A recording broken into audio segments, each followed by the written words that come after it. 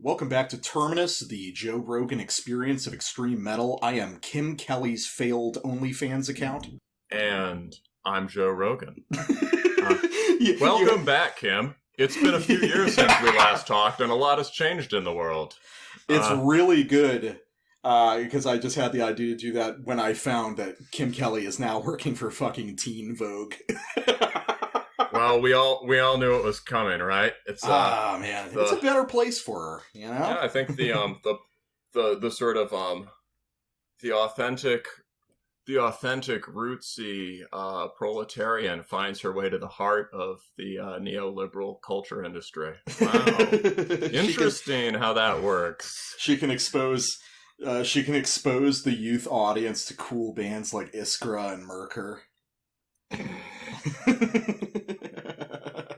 Oh god. You know, honestly, a lot of the shit today makes Iskra seem pretty good. Man, yeah, I mean, at least Iskra were, like, actually red. I was telling you, no, that band, we should talk about them sometime, but there's an Iskra-derived band called Storm of Sedition that I think you've mentioned them. That I actually think is, like, really good. But anyway, we'll move on. So, we got another 4 wonderful records. I think this is the one I'm the most positive on, as far as the batch goes since our first episode. Yeah, that's great, dude. I really like these records. So the first hour is yours, so what are you bringing? Okay, so what I got for I think our general theme for the first hour is just sort of current state of UK black metal, and I suppose English black metal more specifically, right? On the first episode, we talked about this a little bit when we were doing Winterfylleth.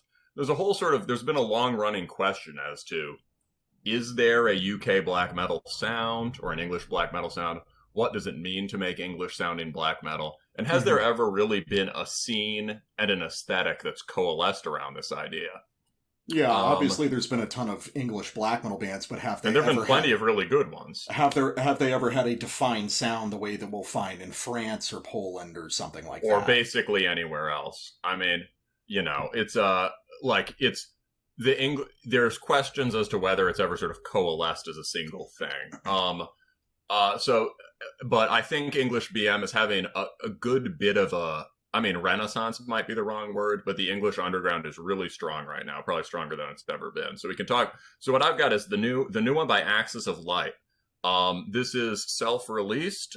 You can get it for pay what you want on Bandcamp, but the tape will be coming out in mid-June on a distro that I assume is run by one of them called Pristine Blight. And Axis of Light I'll come back to them in a minute, but the next one is Old Corpse Road, and this has a great title. On ghastly shores lays the wreckage of our lore. I suppose wreckage is in the singular, so I guess it works. It's so sword-oriented, it's perfect for you. Extremely sword-oriented, yes. It's the CD is coming out on Trollzorn, which I suppose means Wrath of the Troll, and the cassette is by something called Under the Dark Soil. I'll also say as a little plug that they have a nice looking limited edition CD pack with a scroll. Ooh, with a scroll. A scroll. And it's like you're buying an old school like 90s RPG for the PC. Yeah, it also includes a vial of sand from the shores of Lindisfarne, which, if you know your history, was the first monastery the Vikings decided to arbitrarily sack. I would say, going back to what I said, since you've said that, and after listening to the record, I imagine these guys all have big box copies of the original Baldur's Gate hanging around their apartments. This is a great sort of Old Corpse Road is cool because it reminds me of pre-cool guy metal, right? Oh, 100%. This is very like traditionally nerdy in the best way possible. Yes, absolutely. Okay, so what's your sort of sequence?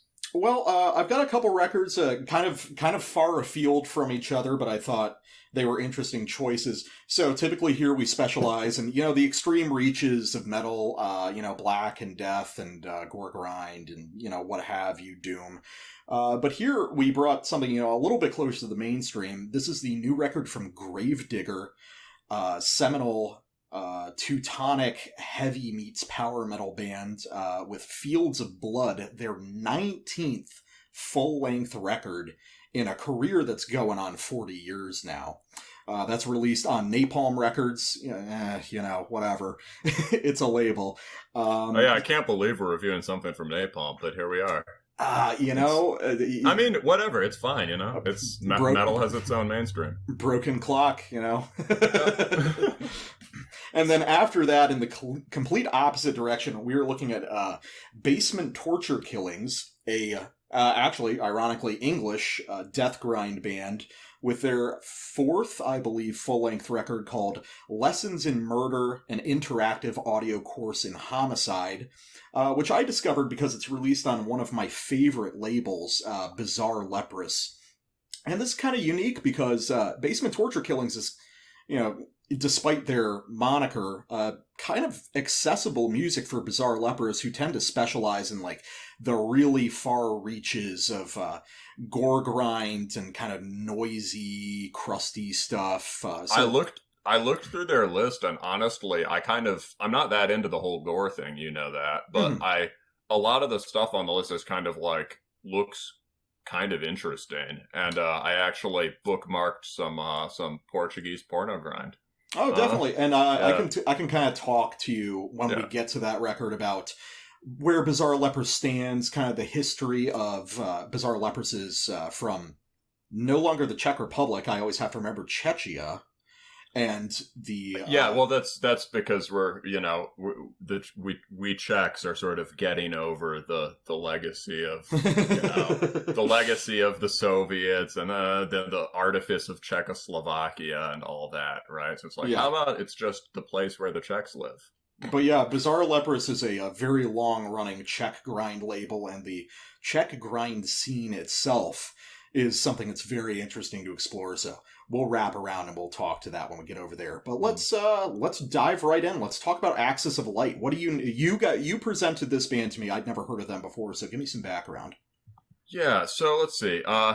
Axis of Light is they're from Northern England, from Manchester, right? So that's on the western coast.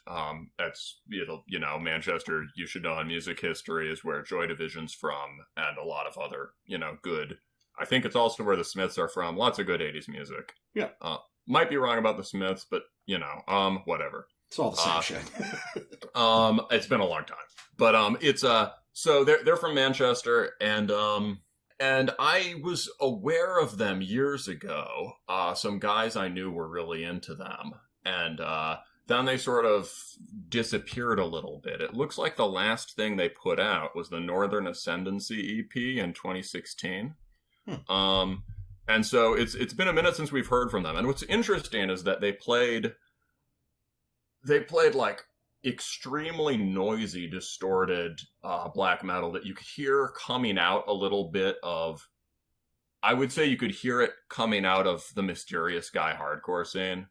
So that would be, would be bands like I was about to say that alone. That's like an in-joke of ours. That'll probably require some articulation.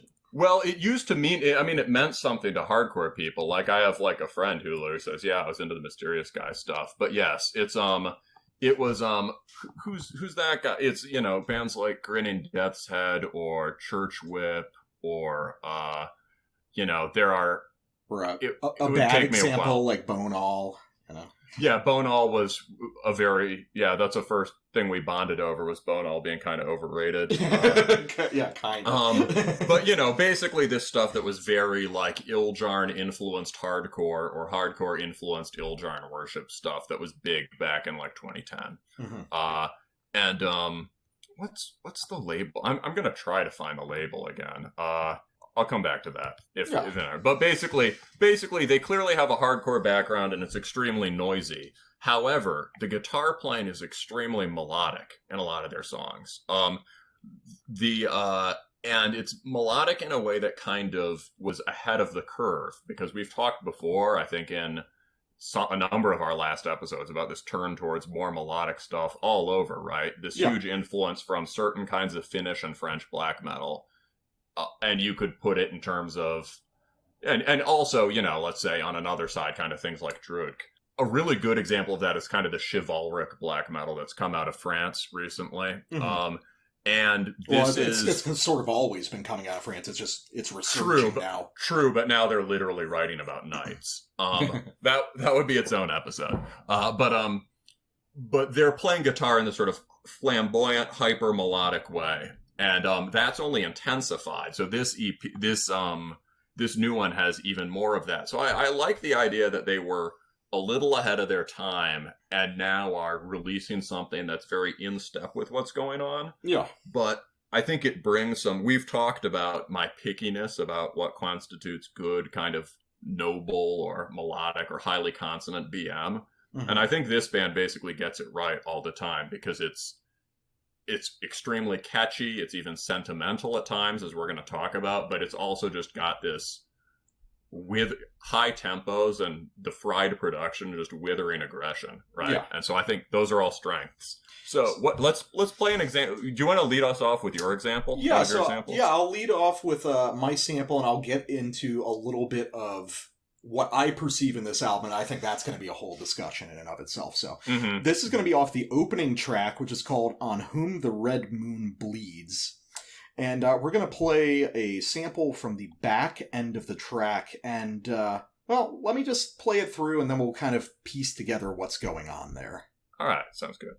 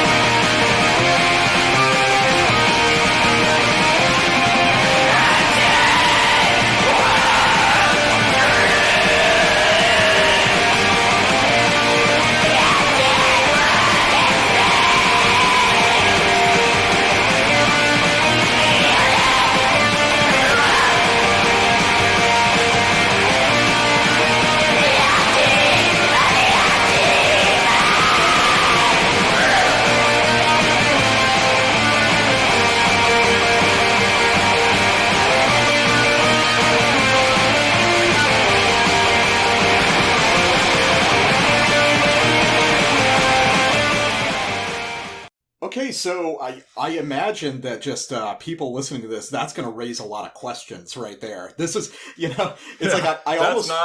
That's not the default sound of this album, but it is really prominent. I was about to say, I don't think it's default, but I think there's a passage like that on just about every song. Yeah, I agree. Yeah, that's right. And it's maybe something that sets this apart. Oh, absolutely. So the point of disagreement for you and me has been on what influences we're detecting there. Although listening to this one specifically, you have a point. So go for it. That is admittedly extremely bouncy. So I feel the need to keep reiterating this. Hopefully, as people listen to us a little bit more, they'll know that, because in other metal media, this would be said as like a dismissive thing. But there's a tremendous emo influence on this record, and also to a certain degree sort of an indie pop sensibility in the way some of these melodies are constructed. Like in our notes, I wrote down that one thing that this really struck me as is almost like the Promise Ring, who are a band from the 90s who I really love. There's also, and this was... I haven't heard them. Oh, the Promise Ring are great. If you, before we were recording, we were talking a little bit about that, like, alt-rock adjacent emo stuff. The Promise Ring is in that sphere. Great records.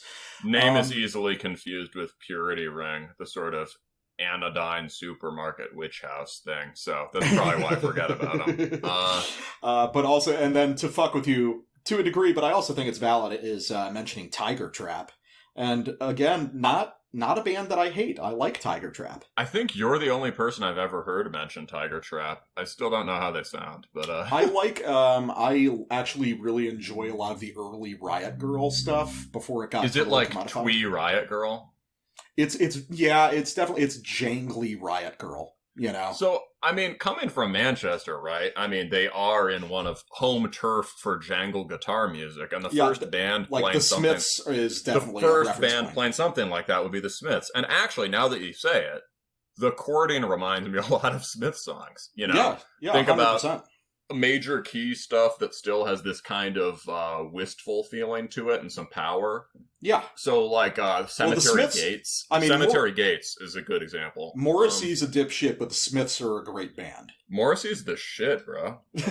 He's so annoying. Of course he's annoying. He's a crotchety, he's a weird eccentric, but so is Danzig, you know? I don't like Danzig either, so... I fucking love Danzig. I know. But anyway, but another thing, to connect it and to bring it a little bit back... That guy may have knocked Danzig out, but Danzig returned in the night and took his soul. Glassjaw Glenn, man. But but for real, though, like a real comparison I wanted to make, have you ever listened to a French band called Nuit Noir? I tried them back in the day, and it was a little too... I sort of appreciate it. So... maybe you should explain. I tried it and it was a little much for me. Yeah, I think they're worth a revisit. Do the people remember what Nuit Noir is? You should probably explain. No, definitely. So Nuit Noir was a little two-piece band that was like a combination of black metal and very, very jangly kind of punk meets garage rock stuff. Mm-hmm. I mean, would a super overdriven... idea of Iggy Pop be somewhat tangential? No, okay, that'd be completely tangential. Well, it's hard to describe. It's really hard to articulate. It's very absurd at first, but then you start to realize there's real depth to some of those simple riffs, and once you get past the very like wailing kind of goofy vocals, and that was the thing, is he had a really intense falsetto. Yeah, and like it was sort of like. I mean, if you've listened to like the first Helheim record or you know, anything like that, there's a certain kind of wolf howl vocals on various heathen black metal things. You know that high, weird kind of fey sounding vocals can be cool, but this was like a guy, his concept was fairy punk or fairy black metal. So he was literally trying to sound like a fairy. Yeah. Right? But that was, but some of the melodic ideas that he had are, I think, very present on this. Like a more authentic kind of punk backing than you're typically used to in a lot of these kind of punk-infused black metal bands. I hear that. Sort of jangly, stompy, right? This is a very stompy album. There's really good blast sections. This band has a very fast drummer. Mm-hmm. But the Axis of Light... Yeah, right now... I think they were more blasty on their earlier stuff, but the current Axis of Light is a lot of this stomping mid-tempo stuff. I agree. I hear the jangle thing there, regardless of whether it's the Smiths or indie or emo. Yeah. And it's really for the record, I love that passage. I think it's great. Yeah. It's so cool. It's colorful. It's rich. It's sort of there's a lot of movement in the guitar playing. He's never just. Well, there are a couple places later in the album where there are a few sort of bum riffs that go on for a little too long, but generally speaking, it's just extremely lively, dense playing. Yeah, with a lot of passion to it, and a lot of color in the chords. There's, that really sentimental thing also reminds me. There's a band called Crom Dubh who I think they're from Ireland and the UK. The name is obviously a reference to the Gaelic black. They're based in London, but the name's a reference to the Gaelic black god. Their first album was really, really good, and it was kind of very Slavic influenced and had also a lot of very kind of sentimental stuff that almost was like the end of Lord of the Rings when Frodo's hugging everyone. Yeah. But it was which is cool. Yeah, and there were some riffs, there were also riffs on it that were like hard as fuck. So it reminds me of that a little bit. So you can get there from different places. But okay, so here's my first pick, which would be This to me is closer to the default sound of this album, or let's say the straight ahead sort of black metal kill riff part of the album. And this is like, one way you can do hyper melodic stuff really well is just put the pedal to the metal, right? So this is from Serpentine Smirk, and I'll explain to you why there are a lot of ripping parts like this, and I'll explain to you why I especially like it. All right, let's give this one a try. It's toward the back end.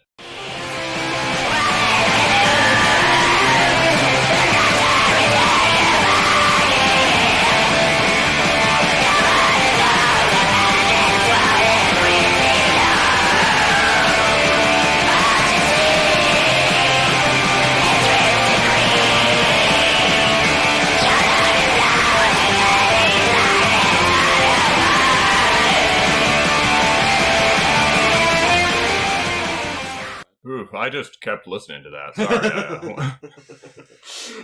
No, you see, I really like that. That's very cool. And you see, it's interesting where our brains go when we hear these things, because I'm sure your brain went to maybe not fully Slavic, but kind of a Slavic adjacent place.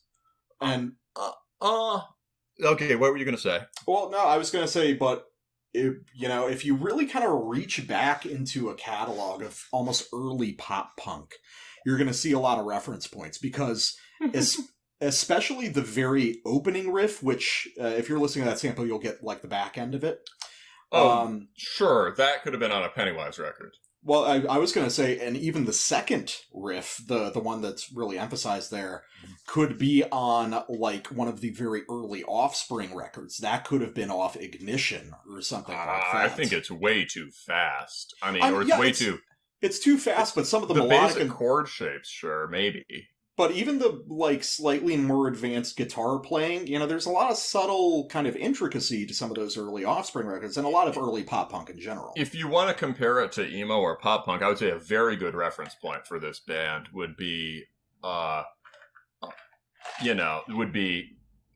this is also just me desperately clinging to my ideas of what's cool, but, although I do like the Offspring, but, would be Leatherface. They're I'm not familiar at all. Early 90s UK band, unlike a lot of them, were listening clearly to sort of the American emo thing and probably like Husker Du and stuff, but it was all filtered over Motorhead. That sounds really cool, actually. Yeah, so it's Motorhead D beats, and the guy has a growling voice, and it has sort of delicate, sentimental guitar that's often shreds and is highly detailed. Oh, so it's like Wolfface now.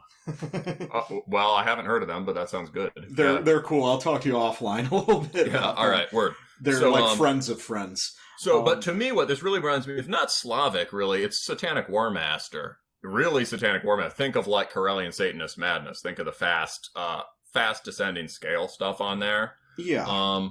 And also more. Strength and Honor as well. Burning Eyes of the Werewolf, one of my all-time favorites, has just fucking 1-2 punk beat and this awesome kind of rippling, shimmering guitar part that has. It's highly melodic. It sounds sort of heroic and noble, and there's just so much propulsion and internal tension and movement in the melody that it has a violence to it. Yeah, I get what you mean. You're very attracted to the maintaining of punk in black metal.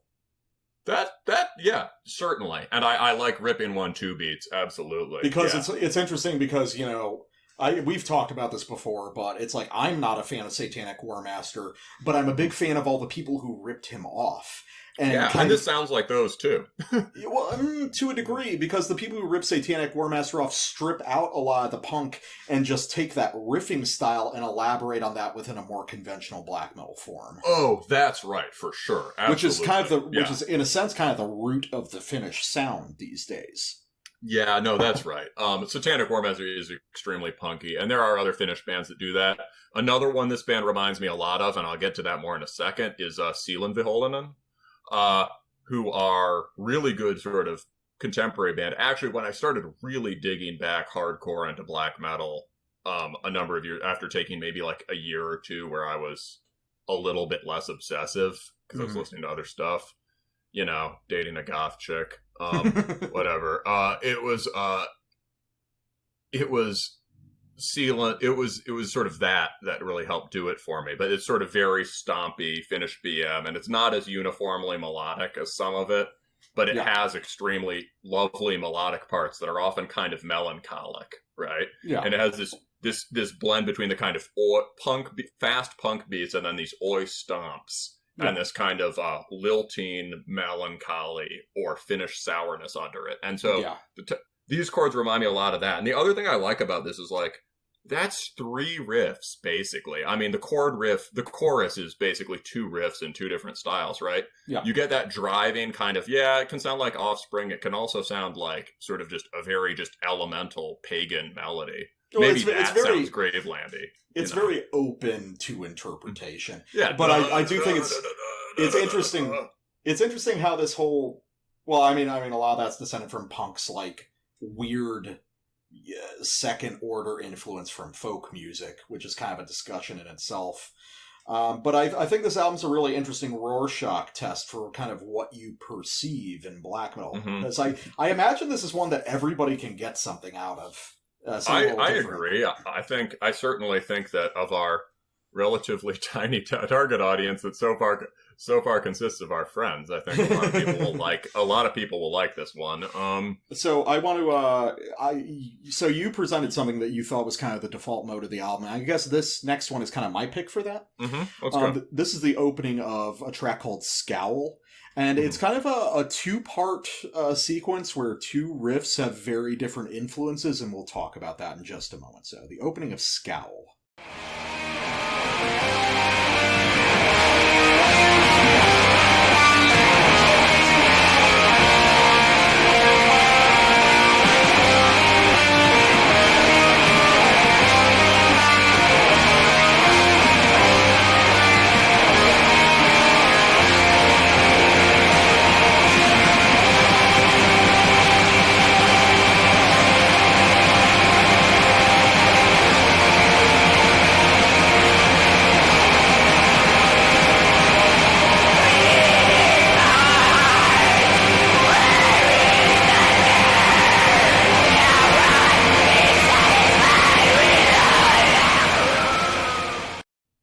Highly sword-oriented. Highly sword-oriented.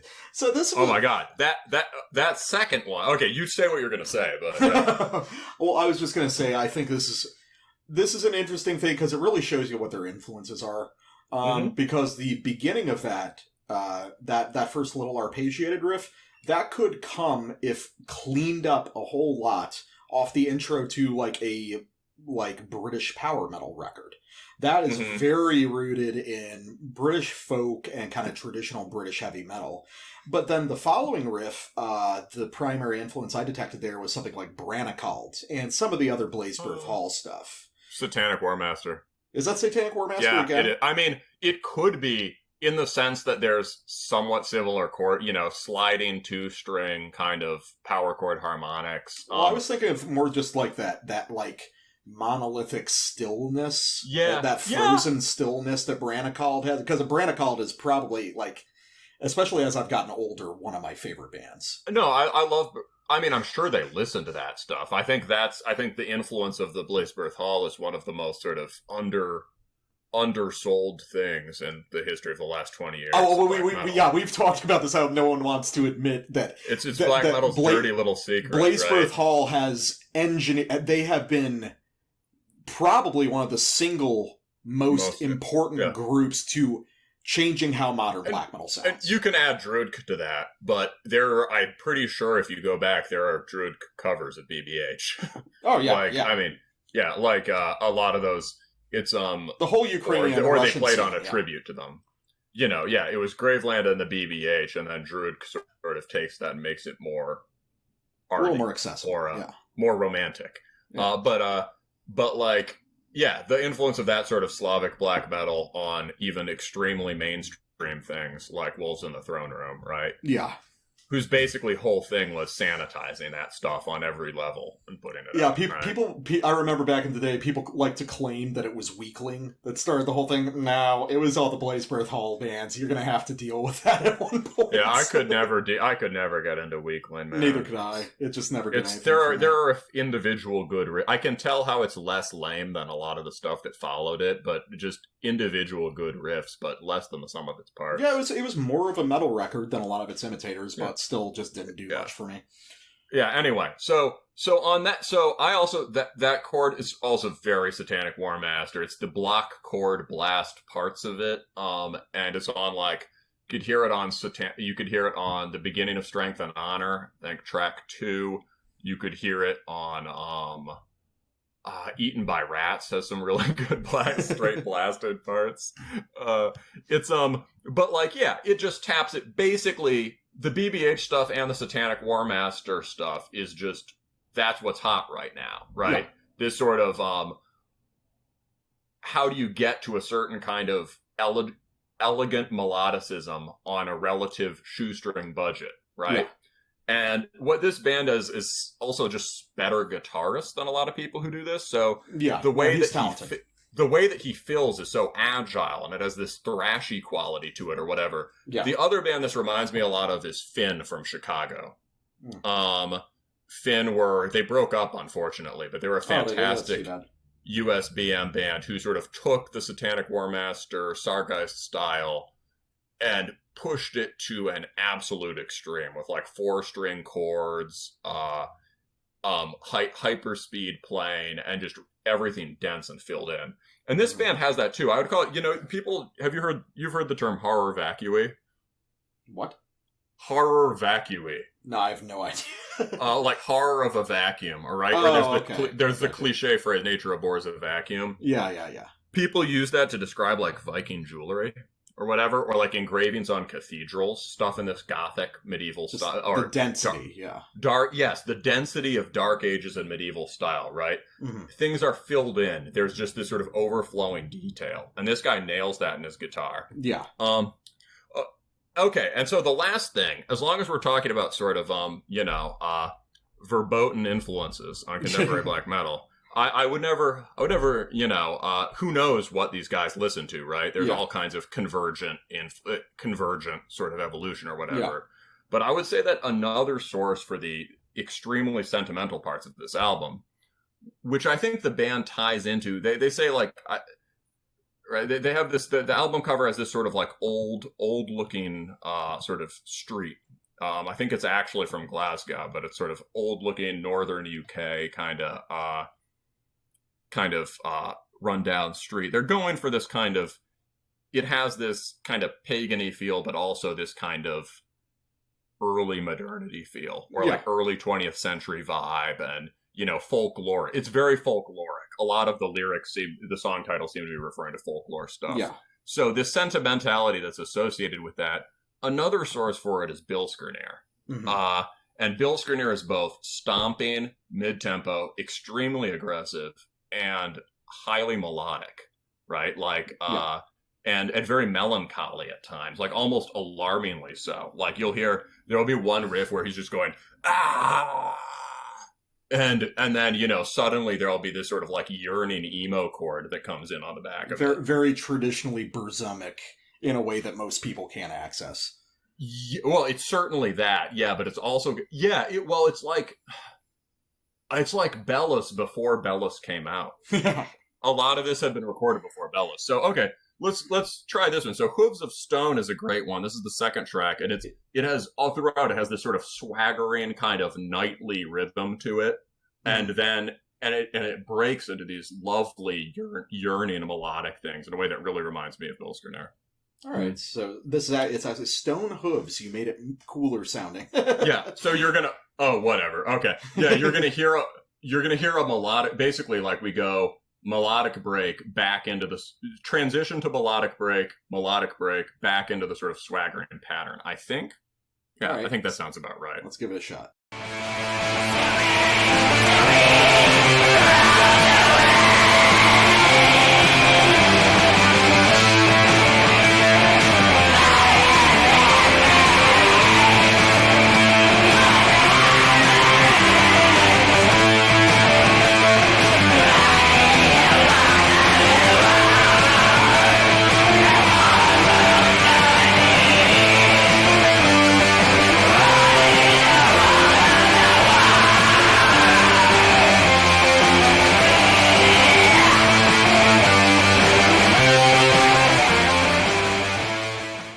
Ooh, just kept listening to that one too.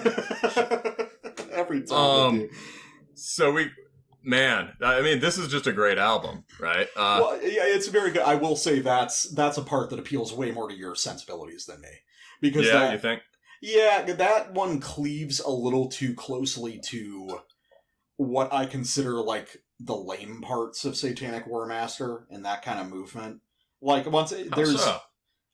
Because you reach, for me, folk influence is, like, a really delicate thing. And, like, that medieval vibe is kind of a delicate thing, and you can definitely, like, cross a threshold with it where it comes off kind of goofy. This isn't, like, especially egregious, but it's a little bit dorkier than I'm entirely cool with. You know what I mean? It's tell that to the mailed fist. Yeah, I will. One thing I do want to say. One thing I want to say about the record as a whole, though, is one of the downfalls of it for me is I think the raw production is just a little bit excessive. I like kind of the tonal character of everything, but some of the really high frequency clipping on everything is kind of a pain. Well, I mean, it's like, because I like lots of, like, very raw clattery, like, a very close similarity to this would be the production of something like Black Silas, which I really enjoy. Mm-hmm. But for this... Isn't it like Saliche, or I don't know. How do people say it? I don't know how they pronounce it. Coming up next week, if you like Black Siliche, we're probably going to review Ire, also from Portugal. Anyway, that'd be cool. I don't know anything about that. But, yeah, but for this, and this kind of production works a little bit better for them because the guitars kind of play the role of synths. They're just kind of, like, wavering in the background. Here, there's more intricacy to the guitars, and there's some more kind of energetic, almost headbanging stuff, so I want to, like, crank up the volume on this, but it feels like as you crank up the volume, you're just getting more and more static. You know, and it's like, that kind of... I wish I could crank this in my car, but it needs a little bit more bass, and it needs to cut off some of the excesses of the clipping before I can really do that. It's true that I think the band's whole format is just minimal drums and guitar. Yeah. It's true that more bass presence wouldn't be bad on these songs. Like, if you have a song that struts like that last one, Stone Hooves or whatever, right?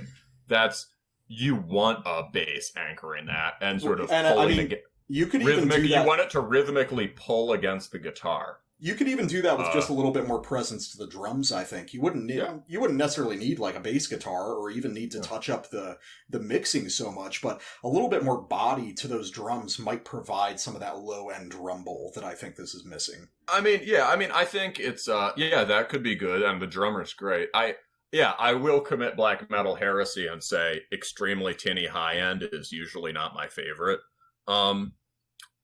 Well, yeah, because if you like something, you want to crank it up, and that sucks. It doesn't, like, give it any more character. Feel good, you know? It's like, I get that it's... But, you know, certain things should be trebly, of course. Absolutely. Cold, trebly, whatever, fried. But, like, I think with this... I'll defend it in the sense that black metal... I don't know if this is always true. But to me, black metal needs excess, usually. Yeah. It needs something straining beyond the boundaries of the song, or beyond the boundaries of... It thrives on sort of extreme tension, right? And this sort of feeling of surging... We talked about process music versus object music before. This feeling of, like, flowing or surging outward, right? Yeah. And which is linked to often, maybe not always, but often to a kind of, like, imperfection. Yeah. And so this band is... Technically, honestly, they're pretty solid, right? Yeah. The songs are extremely accessible. And... So I feel like they get that access from the ripping tempos and also from the extremely inaccessible production. I get that, but at the same time, I think that's already been provided by what I think is... I don't have confirmation for this, obviously, but based on how it sounds, I think this was recorded live. Like, the drums and guitars were recorded together, and then the vocals were overdubbed.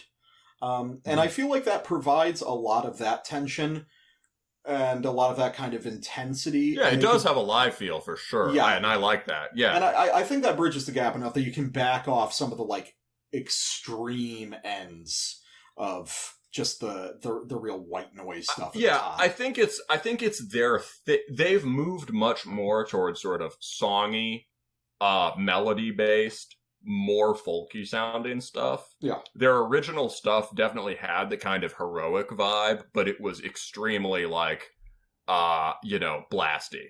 Yeah. And blasty, stompy. Some of it was a little darker. And in that context, I think it really worked, and the sound also was thicker. Yeah.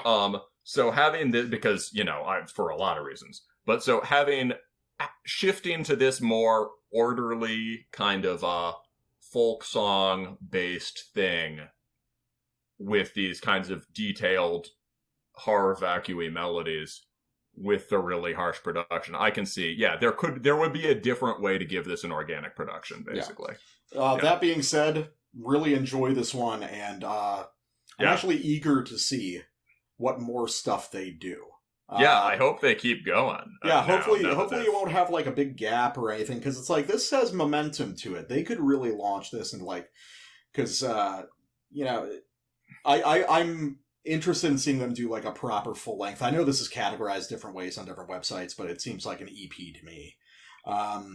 So I'd like to hear them do something a little bit more full-fledged with like maybe a little bit more production behind it, and get a sense for what these guys can do in a longer format with just kind of a greater context to it, if that makes sense. Related to the EP thing, it's like, if I were to pick a weakness here, it would really just be some of the songs drag a little bit, especially towards the back end. Like, Serpentine Smirk rips, but the one or two riffs that just kind of loop on the end, they're just kind of these sort of glum riffs that kind of just hang out for a little too long.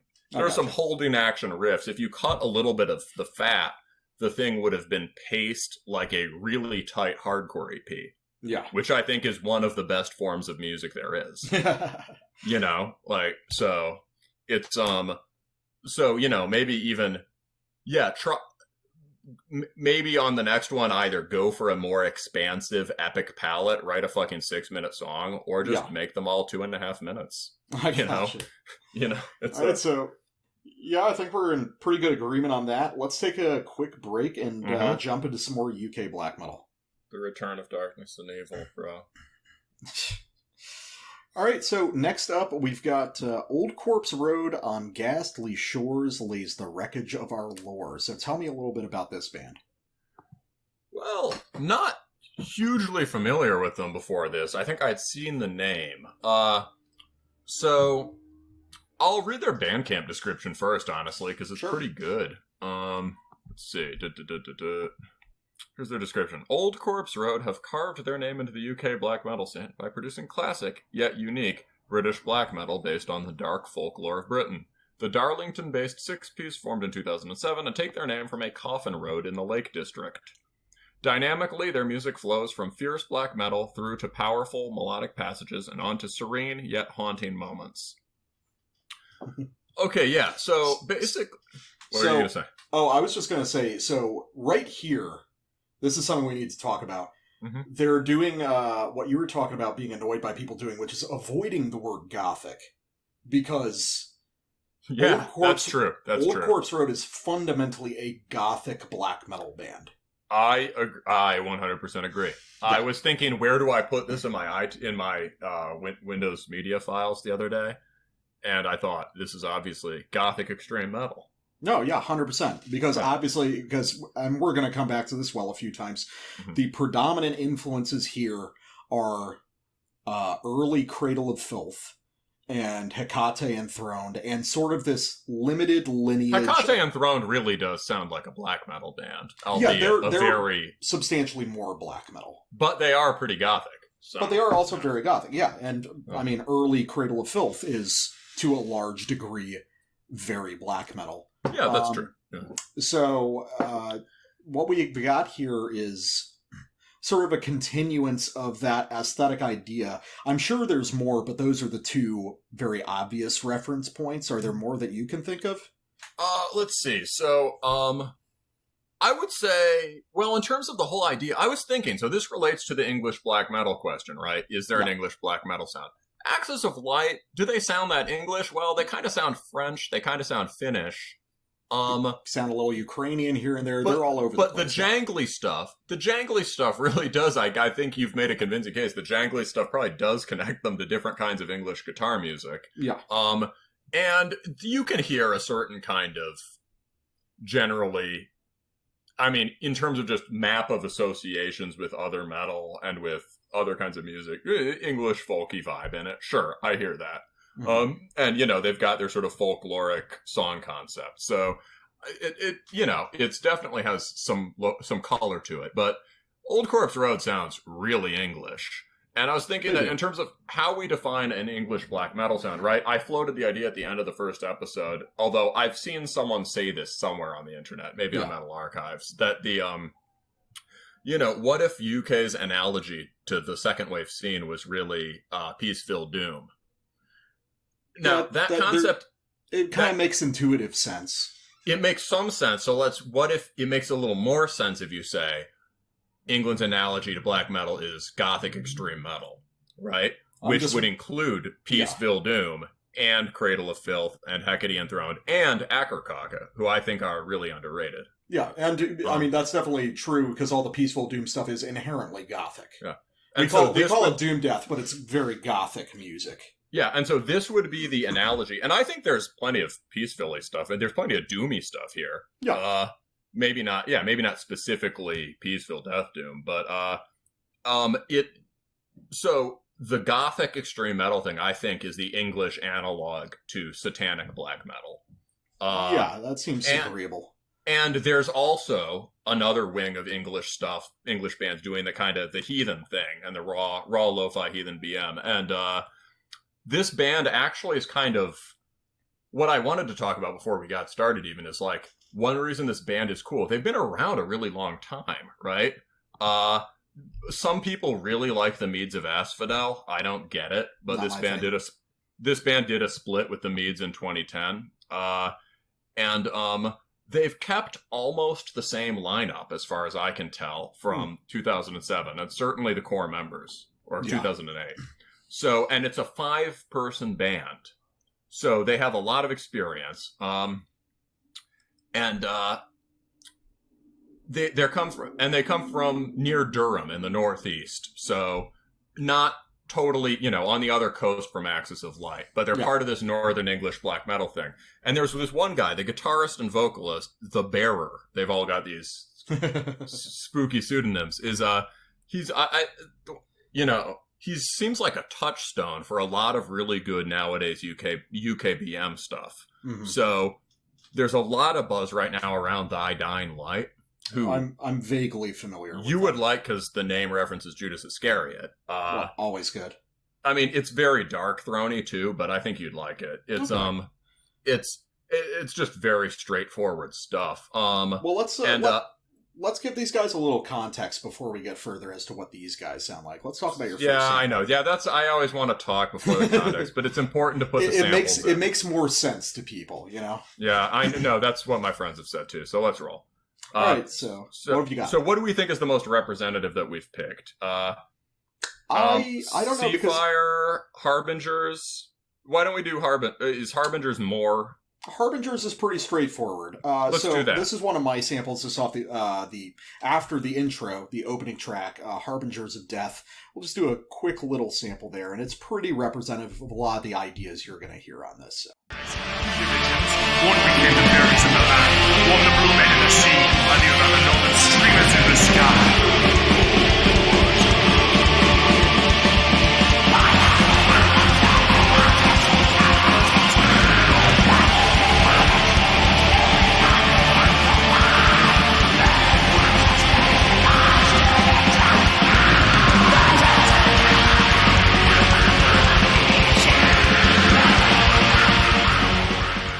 Okay, would you say that's pretty representative of what a lot of this sounds like? Yes. That's the fast parts. The fast parts of this record, and this record varies a lot in tempo, because there's a lot of slower, doomy parts, which we'll have samples of. But one thing I wanted to emphasize here, I chose this specifically because it is pulling very directly from a very classic Cradle of Filth song called Haunted Shores, which is the final track off Dusk in Her Embrace, their second record, which has specific switches just like that over and over again. This very dramatic kind of monologue style spoken word vocals going into shrieky, sort of second wave inspired, but still very melodic and to a degree poppy kind of black metal riffing. It's darker. I think that particular riff was darker and more death metal-y than what would count as a melodic riff now. But I hear that in the context of the early 90s. Well, as far as, the way we talk about it, we've got different criteria for what's melodic and what's dissonant. True. No, it is very melodic. It's not sugary. Yeah, but that sort of tense minor key climbing riff is both from Cradle of Filth and from something like Day Mysteries by Mayhem. I was going to say, so another part I really like in this is when that opens out into the sort of the keyboard section as we fade out there. I mean, so underneath, so the other thing, it really reminds, I'm not as up on my old Cradle. I'm the giant Cradle of Filth fan. I appreciate them, but I listened a lot to, I think, the first Hecadium Throned album when I was younger. And, Slaughter of the Innocent. Yeah. I think so, yeah. That is similar, and it has these,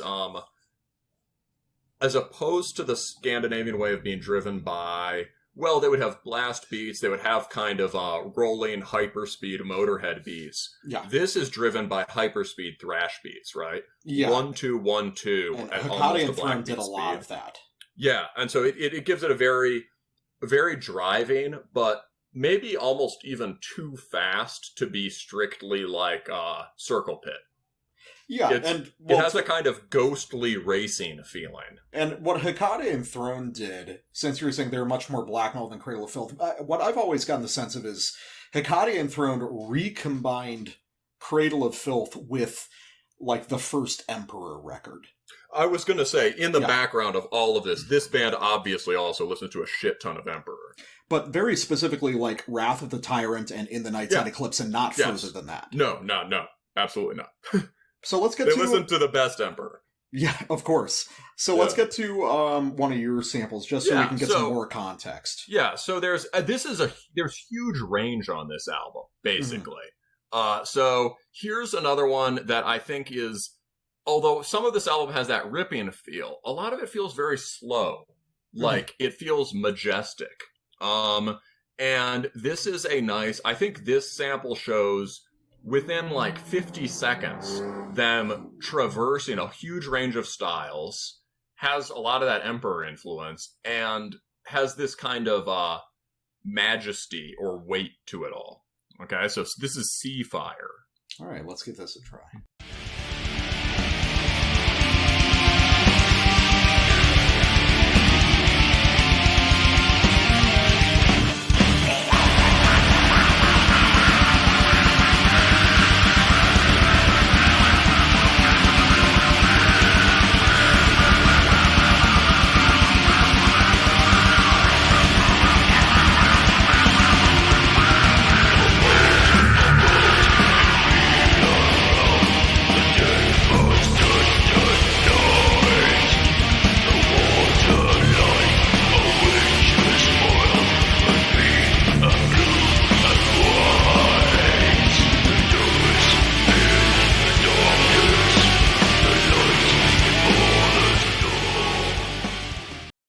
So there's a lot going on. Yo ho ho, motherfucker. Well, what's interesting is the intrusion of more modern ideas in some of this music. Like that very last riff Mm-hmm. That there's no way anyone would play anything like that back in 96. Which one? The one right as it changes, or right at the end of that sample? That disagree. Really? That's the breakdown from Night of the Graveless Souls. Dum da da da da da. Oh, is it? You see, I haven't. I haven't listened to Emperor in so long. Yeah, and then they half time it, and there are breakdowns on that throughout the stuff on Hordane's Land of Wrath at the time. But one thing I failed to mention, but it's slower here. It has a sort of So one thing I failed to mention on the last sample for Harbingers of Death was that song actually opens with, I'm not going to bother to drop a sample in here. You're familiar with it. Mm-hmm. It basically opens with a riff that wouldn't be out of place for something like the Black Dahlia murder. So it's interesting. It's interesting because they've got this sort of like warm, degraded analog production, but there's some very modern musical ideas popping out. And I think it's a very interesting juxtaposition. And that was something that I liked a lot on this record, was these referential ideas, but divorced significantly from their original context. I think that's a thing that this general gothic extreme metal concept allows you to do, is because to it's fun. You have a centering idea or feel, but the ingredients are pastiche, right? Yeah. The ingredients are, we're going to lift from all sorts of extreme metal and goth music and whatever. But it's all at the service, so none of the structural, formal parts are, there's no, you couldn't identify a, gothic extreme metal riff, right? That doesn't exist. Yeah, no. It's because in Cradle of Filth, those are, if you divorce them from their context, they're just cool, kind of idiosyncratic melodic black metal riffs. Yeah, it's like thrashy Emperor, right? Mm-hmm. I mean, and, but it sort of centers around this vibe, and so you pull towards that vibe everything that can serve it. Which is an interesting idea, the idea of having a sort of abstract, atmospheric idea to center, which is something I've done in a lot of my music. I've chosen kind of an abstract idea, and I've cultivated the technique around that, but that's not typically how it goes. So it's often a good idea, I think. The weakness of it, I think, is maybe, people are very, very... Part of the weakness is on the side of listeners, is that people are very, very drawn to trademark sounds, right? Many people really just hear sort of style and production. It's, that sounds elitist. Sorry, I am. No, it's not. It's not elitist. It's all the people that listen to the needle drop and shit. Yeah, exactly. So why say...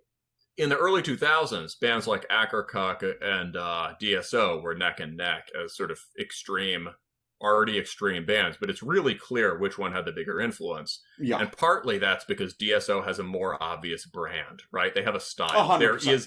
There's not an Akerkak riff, but there is a DSO riff, right? And I will even say that I'm a part of that to a degree, because Akerkak is like a band that I appreciate for what they do, but I don't think I've ever put on an Akerkak album. Well, because I actually really, really liked their latest one.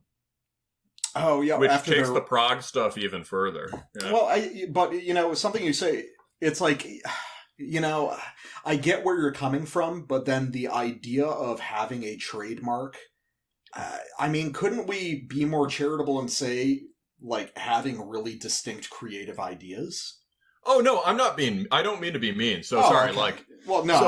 I think there is a problem on the listener end, which has to do with, and the branding end and the media end. However, it's also with the music, right? There is something to taking a bunch of influences and creating a sort of homogenous whole, right? Yeah. And DSO does that very successfully. That guy's listening to is, he comes out of the early French melodic black metal scene. He listens to a bunch of post-hardcore and other crazy shit, and it all flows into it, right? Mm-hmm. And he creates this one monolithic thing that all makes sense together. Yeah. Akerkak's sort of limitation is that, and what DSO creates for that reason has legs. Yeah. Right? Because it's replicable. Yes, people can do things with it. They've created a technique. You can listen to DSO and create a DSO alike. For Akercock, to create an Akercock alike, you have to listen to 50 different albums. Well, and then it only sounds like Akercock. Yeah, it doesn't expand. It's an imitation of him. Yeah, it's sort of like, you would just sort of... Akercock is singularly good because they're the one band that can integrate all these things. For you to clone that would be dumb, right? Okay. There's no particular musical idea you carry forward. Now, I'd love to hear more English bands playing things in this general style, though. Yeah, no. Right. And so let me do another sample real quick, because this is demonstrative.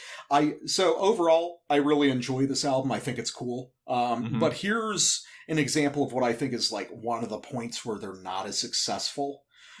This is off the track. I think this is on the back end. It's called Demons of the Farn. Something like that. Okay, so let's just listen to this sample real quick, and I'll talk about what my issue with it is. With all his followers, hordes of light, still the night,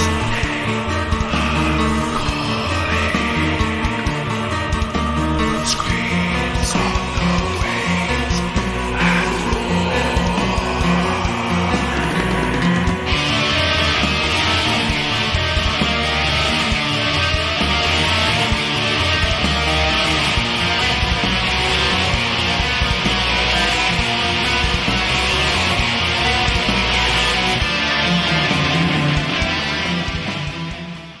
So for me, my issue there is I am a big fan of self-consciously dorky stuff. Like, I'm perfectly cool with that, but I don't think at the beginning there, the beginning of that section, Cradle of Filth didn't really pull that off when they tried it. And Old Corpse Road doesn't really Isn't that either. not pulling it off part of Cradle of Filth? What, the not pulling it off? I mean, they're like kind of corny, right? That's the point. It's I would really Cradle of Filth. I think you said I think Cradle of Filth is like the queen of black metal. Did you say that? Because somebody said it, and it's right. I don't know if it was. I don't know if I ever said that, but yeah. I get where it's coming from. Cradle intentionally do campy, theatrical, over the top stuff, right? Cradle got into doing campy, theatrical, over the top stuff. You're saying on the early Cradle, which was more serious, this stuff didn't. Yeah. Well, I mean, So, I mean, they would definitely dip into that kind of thing. And you can kind of suspend your disbelief to a degree, just because of how good everything surrounding is, but that doesn't really make it a good part. And periodically, Old Corpse Road will dip into that sort of very, very theatrical stuff, which doesn't really work. But then it bridges into kind of an interesting sort of proggy death metal idea. Like, I've referenced them before, like Anada on the Conductor's That was Departure. kind of Akercocky, too. Yeah, that's definitely also very Akercocky, and that's specifically because of the bass. Like, that riff, that guitar riff alone is something that Dark Funeral would do on a bridge. But the bass doing kind of an inverted version of that same arpeggio puts it into much more interesting territory. I wish you could hear the bass a little bit better on this record, because there's interesting stuff going on. I've been listening on pretty shitty headphones. I don't know what the sense you got was, but the sense this is a really dense, rich production. It's a 5-member band. There's lots of instruments, right?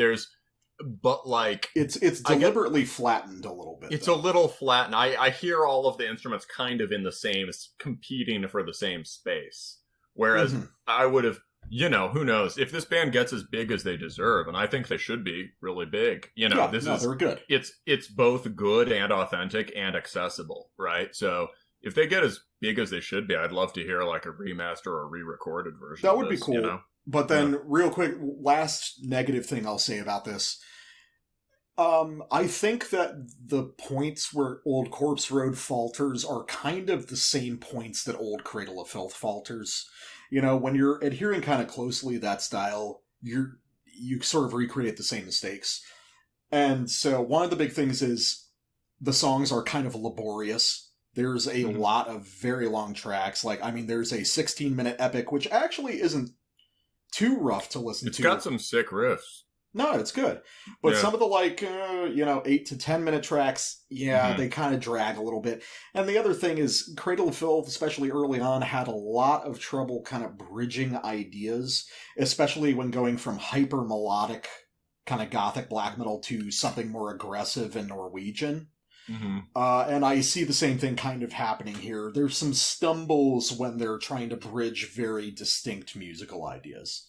I think they do that pretty well. I mean, part of the thing about the early Norwegian stuff was, and you've described this in terms of our disagreements, in terms of my fondness for interrupting Darkthrone riff. But part of the early Norwegian thing, right, in Emperor, it was like, you've got this sort of ripping, almost dischargey opening to, I Am the Black Wizards. And then, they have these just crushing blasts. And then, right, there's this like huge, it's like the clouds part and the moon comes out or whatever, right? Yeah. So a feature of some of this music is, to some degree, this band wants sudden discontinuity.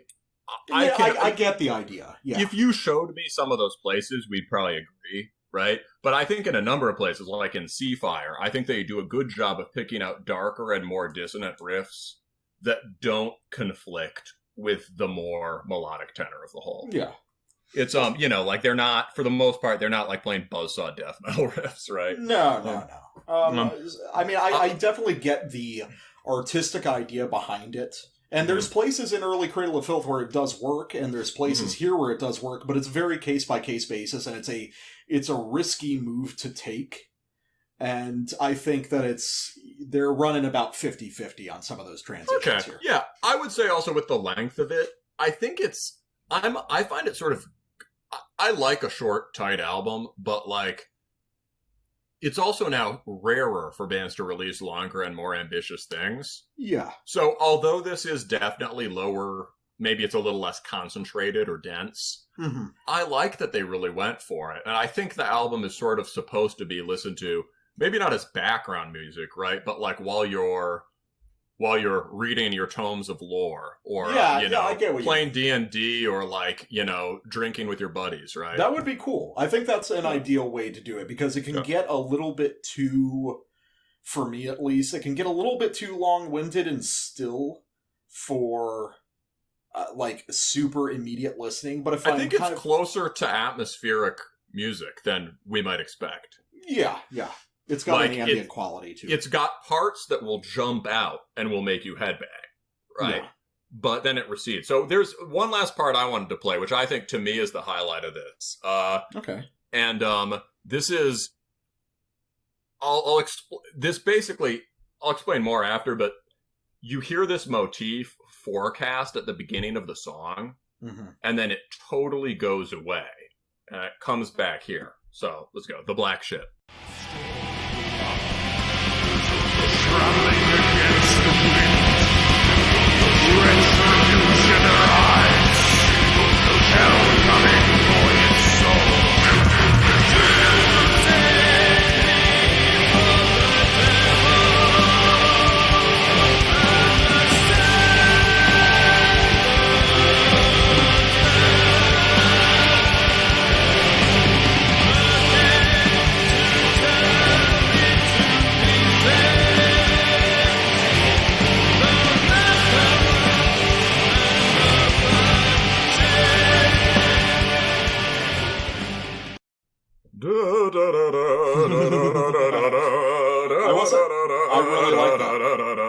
What? I really like that. There's only a few places where like true clean you'll have the monologue stuff, but true clean vocals come through, and I think they're very good. Yes, we've talked about that. It's like we've shat on Ison's cleans before. This is like this is Ison inspired. Good. Well, yeah, it's like if Ison could sing. Because it's not just if Ison could sing, but it's if Ison sung and was willing to limit the instrumental stuff under it. Because this sounds very similar to something off like an Emperor track like Thus Spake the Night Spirit. Very dramatic, very theatrical, but it's given presence by the relatively limited kind of bed of music below it. Yeah, which is where a lot of these guys fuck up. They've got something too complicated going on under it. It has an authentically kind of... It all comes together in a moment that sounds authentically folky or sea shanty. Yeah. And this is an entirely riff, nautical-themed album. That one riff by itself basically becomes the bedrock of the song. And that riff by itself, for music of this scale and ambition, couldn't carry a song, right? That could carry a raw black metal song if you just hammer it out with some, but the way they harmonize it is wonderful there. They have the harmonies it's in counterpoint. They have all these, they have, I think, organ coming in or string sounds. It's all harmonized like medieval music, or generally like that. Mm-hmm. And, this comes in, it goes away again, and then it comes back in a big way, and there's they have a really good pipe organ synth sound that comes back, and just, I'm not even didn't want to play it for people because it's too sick, and you should just get the album and hear it. But, they have the keyboards are great here, they're not too showy, and they have good samples, and... Yeah, they're pleasantly not super far in the background, but they know their place in the music. Yeah. And it's got, and also especially when the keys come in more, and with that particular melody, there's a huge understated Bathory influence here. Yeah. Right? On the whole album. Like Hammerheart. Yeah. Kind of thing, think of the keys on One Road to Asa Bay, or something like that. Yeah. It's got those sort of hovering kind of, floating eerie keys. It's a building block of atmosphere. And also the transition into this section we talked about the limitations of, we talked about some rough transitions on this album, but the drop from that sort of more dissonant riffing into this was, I think, just hands down the best one of those sort of moon coming out from behind the clouds. Yeah, it's definitely kind of a hit and miss thing, but I don't begrudge them too much because what they're trying to do is very ambitious. Yeah, here they pull it off. Like every time I hear that song, I'm just waving my hands in the air, All right, so I think we got through that one. That's a good record. That's a great record. One more thing I wanted to say, just about UKBM and stuff. We had to dive into the sampling, but basically the bearer he's in Thy Dying Light, which has gotten a lot of attention. And if you want to know about the structure of current underground UKBM, well, Thy Dying Light is from a scene in Cumbria, on the east coast rather, and it sort of coalesces around this one label, Wulfhere, Wulfhere. I assume that's sort of like the Saxon for werewolf. And they have a lot. From something. They're one of those scenes that just has a lot of solid, unambitious, but extremely concept-focused and solid, raw underground bands, right? And so that you can get something out of pretty much each one of the releases. And Death Cult is a slightly more, I guess, popular. They're kind of big right now. Death, KVLT. Oh, yeah. It's a dumb name, and, but they've been putting out some of this stuff. And then his other things, he's got his own projects. One is Arcane North, which is something that you would really like. Yeah, that sounds up my alley. It's sort of, people say it's like summoning, but it's also a lot like Druid, and it's really, I would say it's really unique, kind of beautiful music. And also he's in a band called Peasant that's just sort of straight up sort of stomping, ugly black punk sort of stuff. And both of those have released on, one of the core UK black metal labels, which is Legion Blowtown, which is based in Yorkshire, which is also in the north. So I think it's safe to say the heart of UKBM is towards the north. Sounds like it from what you're saying. Yeah, which makes sense, of course, right? But, anyway, right. So that's just some reference points for people. Sounds good. Let's take a quick break, and we'll jump back in with my set. All right, so next up, getting into my section of the pod, we're opening up with Gravedigger's Fields of Blood. Now, for you, you're not like a big kind of trad guy in general. I'm not either, but I think I might be a little more experienced than you. Is that right? Yeah. You know your trad stuff better than me. I mean, so this stuff would be, Gravedigger was 80s German power metal, right? Yeah.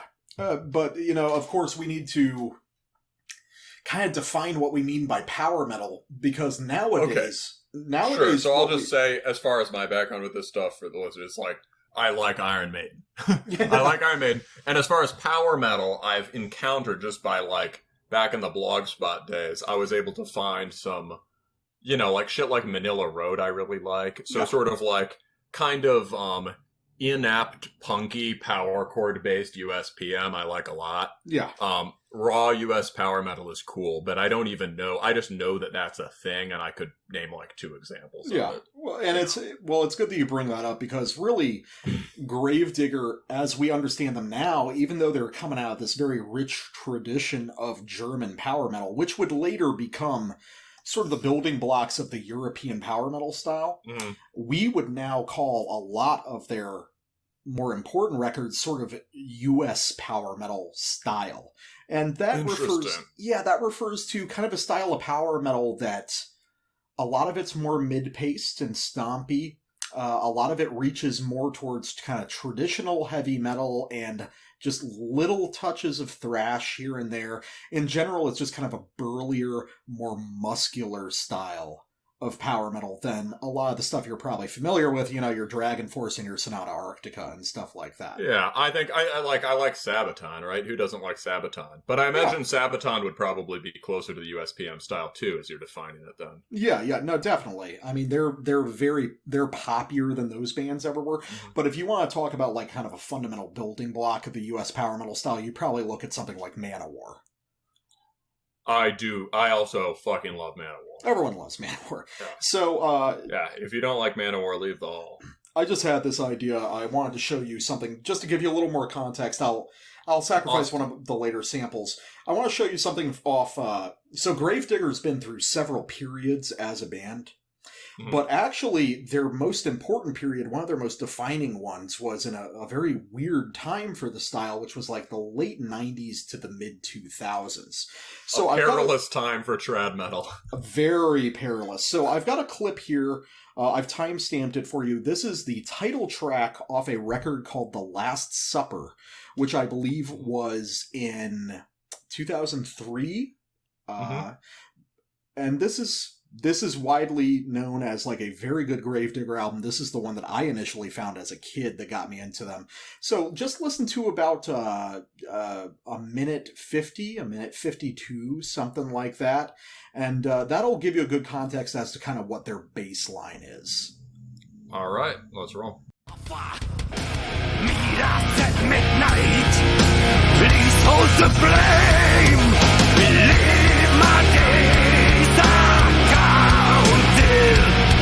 I feel the evil breath. The lion sits right by my side. His eyes are full of fear and pride. It's my last supper. After this I will die. It's my last supper. My own sacrifice. I could immediately identify that with the parts of this new record that I like better. Yeah. I just felt I'd provide you some context for kind of like where this diverges from the style and kind of what they're known for.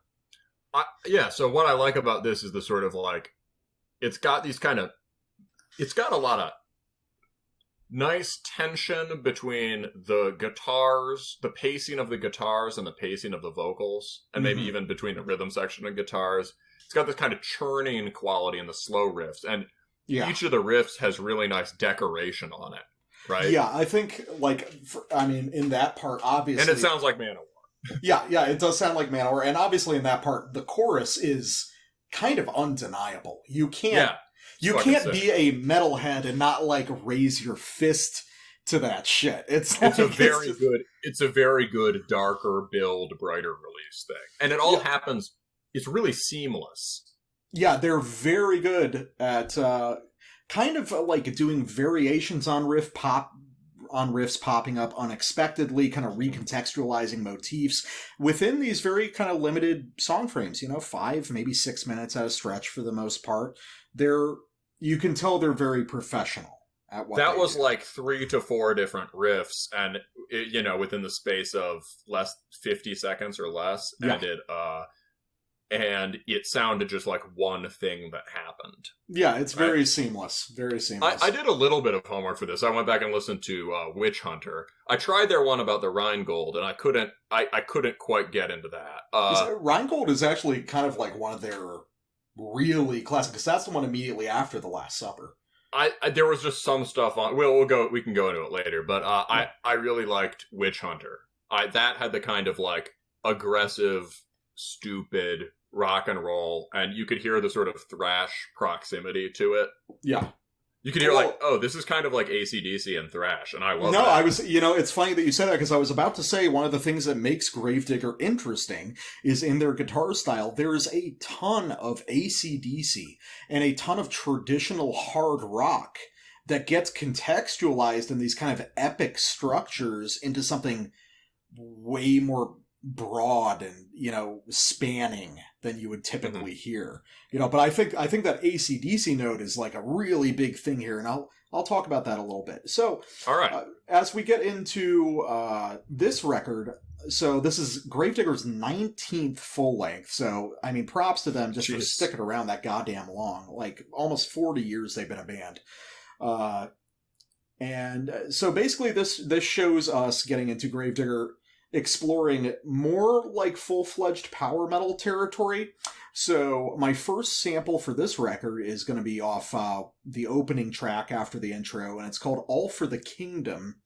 And let's just play this little section right here. Mm-hmm. Like hell, many die, everyone we want load here, bloodthirsty. Eye to eye and back to back, united we march, ready for attack. All for the kingdom, together we fall and forever we stand. All for the kingdom, we fight for the right to survive for the king. All for the land, all for one.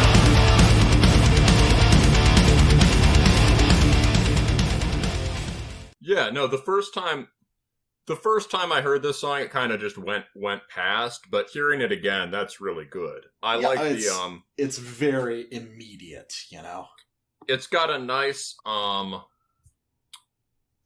the thrashy parts are not phoned in, right? Yeah, I think that's an important thing about this record, is there's a lot of this U.S. power metal. Yeah, it could just very easily be like, I'm going to play the octave and then chug, and then play a half step above the octave and chug.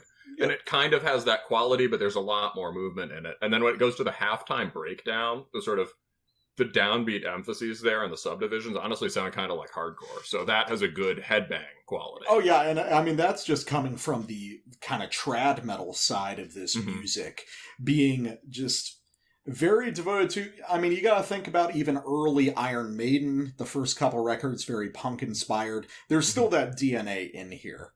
But one of the main reference points, I know you're not much of a power metal, I'm not really a power metal guy, I've just been around people that listen to it a lot. But one of the big reference points here is a band called Hammerfall. I don't know if you've ever really listened to them. I've heard the name, I've seen it on t-shirts. Yeah, Hammerfall is a fucking great band. They do it's a good name. Oh yeah, it's great. And this is super inspired by what Hammerfall does, which is again kind of a heavy meets power metal thing.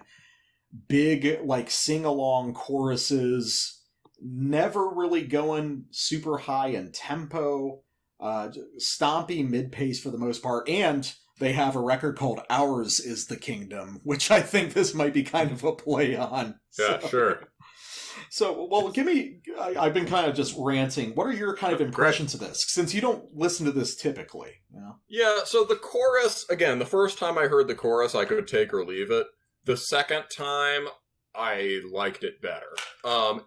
And I sort of was able to get more back. When I listened to it this morning, I might have just not been in the power metal headspace. Now I've had one drink. It helps. It reminds me, I get the whole rousing chorus thing. I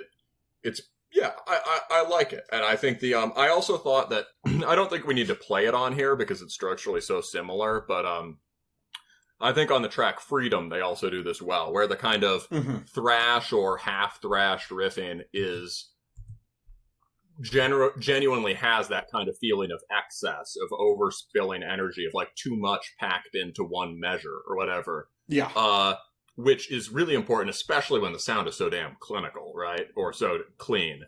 And that it thrashes well, and then as it sort of loops into the verse riff, you get, his sword is alleged, killed 50 in a row, in blood and anger at Stirling Bridge. And I mean, highly sword-oriented, can't fault that. Extremely sword-oriented. These guys, this album appears to be almost entirely about Braveheart.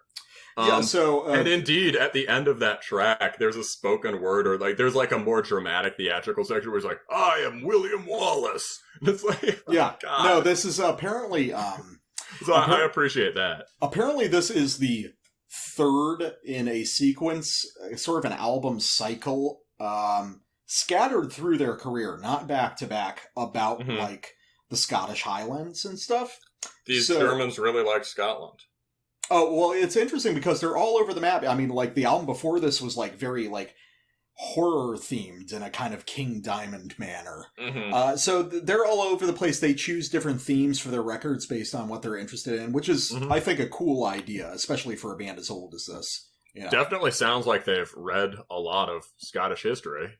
And I love how like the lyrics are just slightly Englishy.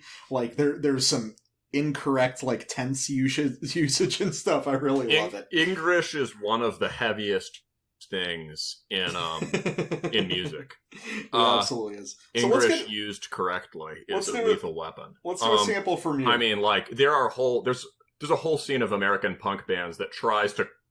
All right, I digress.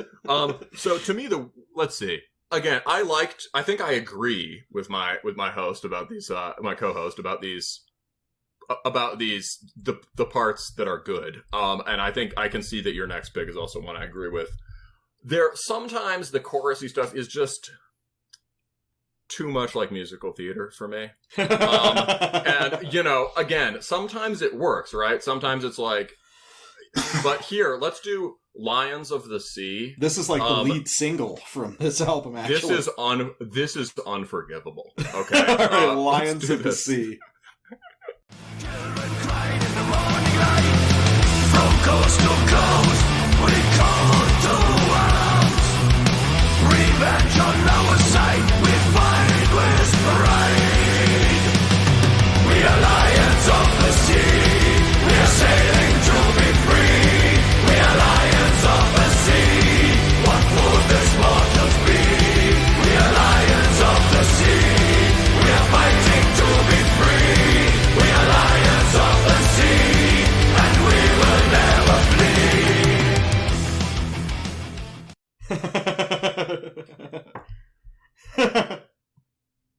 Jesus. I look, man, I like that. I think it's pretty cool for what it is.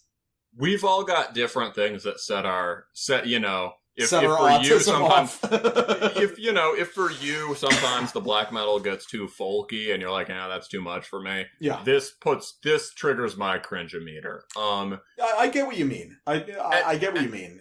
And like the melody isn't itself bad. I think there's kind of I mean, just the lyrics are just they're not dumb enough to be great. And they're not smart enough to be smart. And what I really hate about it, actually, is the throwing in the extremely hackneyed Shakespeare quote They just need to fill out one line. So I they didn't know there was one, so... Yeah, what fools these mortals be? That's Puck from A Midsummer's Night's Dream. And it's like... But they make it Englishy because they actually say, what fools this mortal be? This mortals. Well, that's cool. But still, I mean, it's like, it's not cool, or it's no proof of how cool or smart I am that I know that reference, right? This is just, this is like 8th grade theater kid shit. And like, I think, and if I were to make a more general criticism of, or say something about the limitations of this style, at least perceived from an outsider, sometimes the chorus parts feel like they're being pushed uphill. Yeah, I get what you mean. Like, I think vocal melodies often need to kind of sound effortless if they're a melody. Like the movement of the melody itself. Not like the singer can't be belting it. Yeah. But like, they often feel a little bit like, okay, well, we gotta put these notes in order. And the notes gotta they gotta sound good. And it's just, it's an ineffable thing. But I think throughout this album, there are moments where I feel like it's dragging a little bit. No, I understand what you mean. And I think that has to do with... Like, Sabaton has similar melodic patterns, but their choruses make you want to drive a tank through a building. Right? Well, yeah, my response to that is, well, one, you're kind of correct. But on one hand, you are dealing... I think a lot of this is limitations of the vocalist, because I think his name is Chris. He never had a tremendous range to begin with. And you gotta imagine, this is like 40 years of the band. Like, I imagine Chris is probably in his mid-50s, if not 60 by now. He's got a limited range that he's dealing with, so I can kind of forgive some of his limitations in that. But yeah, I get what you're saying. There's a definite part of this that necessitates a suspension of disbelief. Yeah, sure. And this is, I think... And, if you put this on at a party or something, I'd do my 100%. Best to suspend my disbelief, and I try to get into it, You wouldn't think about it at a party. You'd just be slamming back a Hefeweizens, and, you'd be enjoying yourself. I would not slam a Hefeweizen. Oh, God. Why not? Too fucking weedy. I do like Dunkel. I like the dark, or I like a Doppelbock.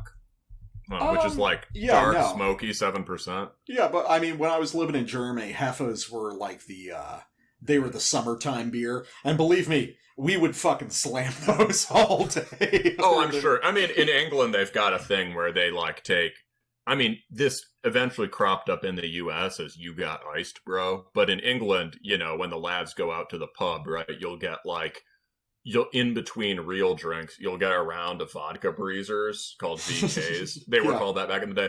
You put a straw in them. You hold one end of the straw down, right, and and you power chug them. Hey, fucking, I'd do it. Yeah.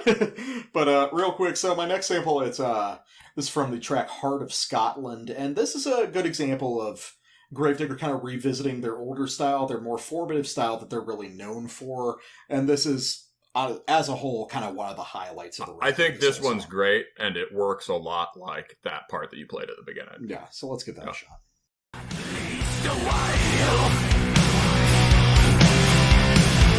Take that chance and fight with us, and if you die with a smile. Raise your voices, raise your fist for the king, the pride of our nation. Praise him and kneel, the way strong as steel. He carries the heart of Scotland. Praise him and kneel, the way strong as steel. He carries the heart of Scotland.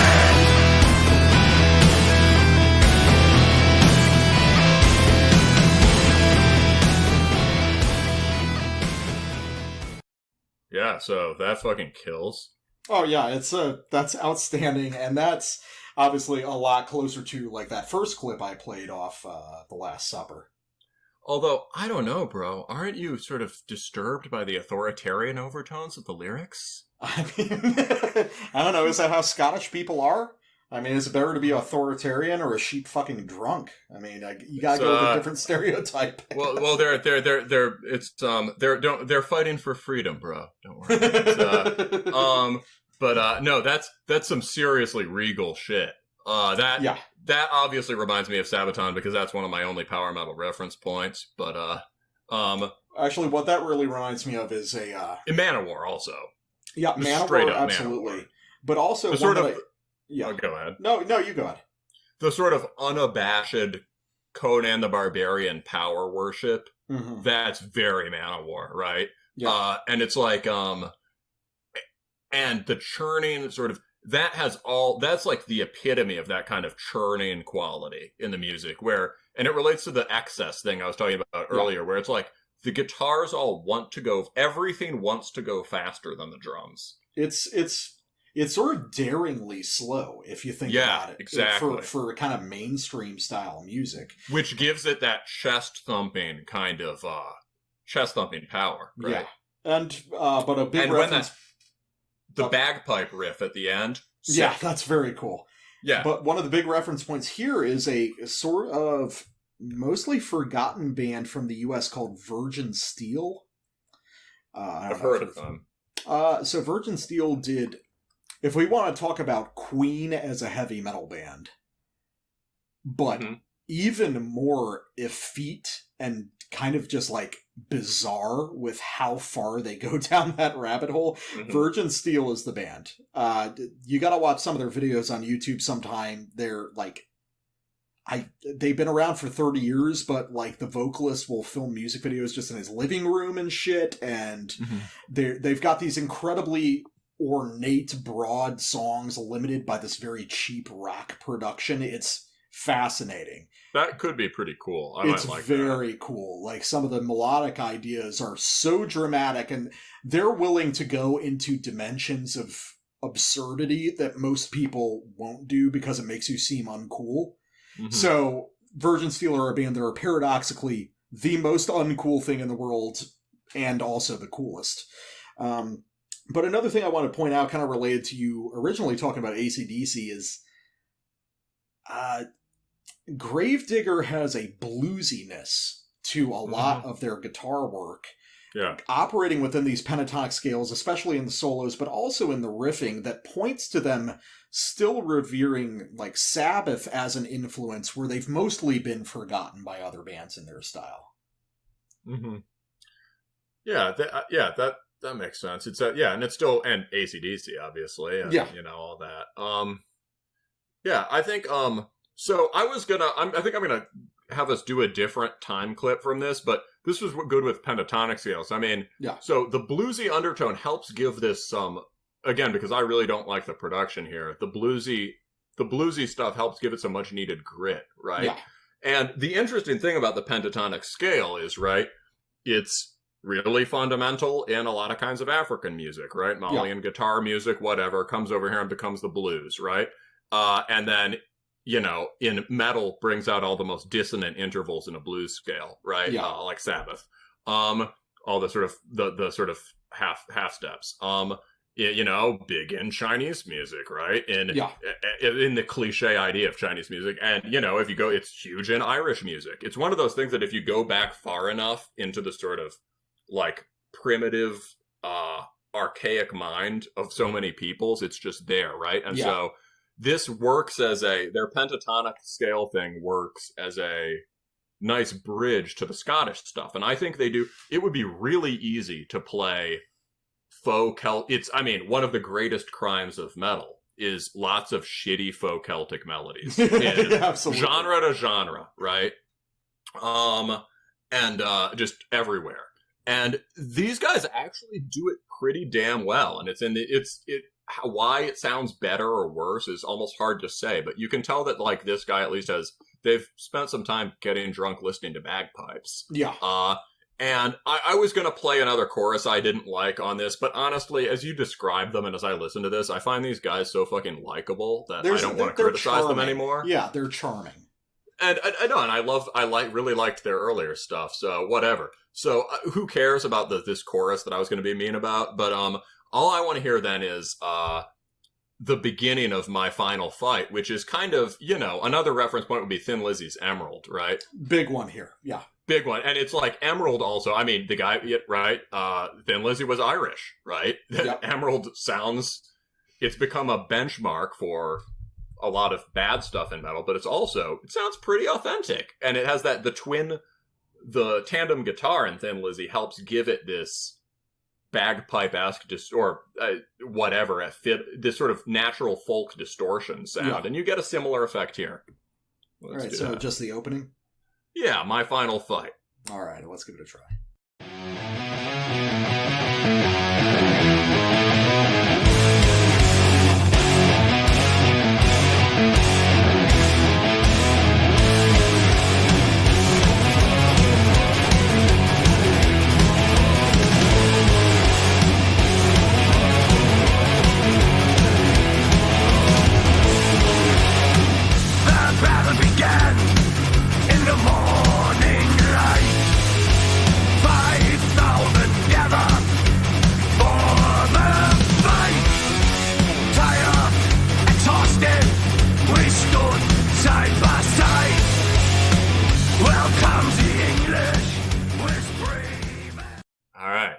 Yeah, and it's like, I like how Gravedigger's been around for almost 40 years and they're still willing to do really ballsy moves. Like, opening the track like that is just, like, who has, like, the stones to fucking do that? Little, like, triplet hi-hat disco beat and, like, that, the fucking choral stuff going on the second repetition of that riff, it's ambitious. It's, I mean, to me, this has the quality of reptile brain ignorance that I love best in music, right? It's almost like oi, right? It's like a soccer chant, right? Or football chant. And the things that make it sound authentically Celtic, well, it's got, and I mean, relatively speaking, right? Yeah. It's got a kind of fluidity to it. It doesn't sound forced, and it's got these nice little slightly dissonant bends in the melody as it goes up and down. Mm-hmm. And then, when it locks into the groove and the vocals come in with the growling, it's just like, yes. And I kind of wanted when I saw the cover, I kind of wanted just the whole album to sound like that. So maybe that's why maybe I had to recalibrate my expectations. Yeah, I know what you mean. Yeah, no, and I think if you explore some more stuff around that, like, Last Supper era, you'll find more of the stuff that you enjoyed on this record. Mm-hmm. Yeah, for sure.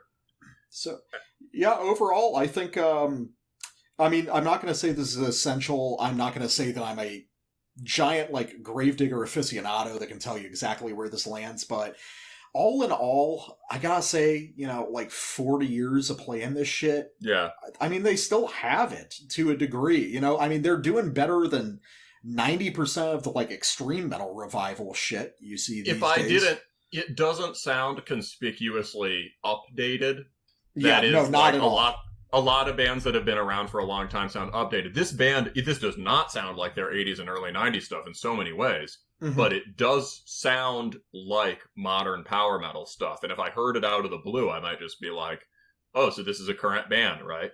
Oh, shit, man. I would tell you, like, because I know a little bit more about power metal than you, this is way better than most of, like, the Euro power metal shit.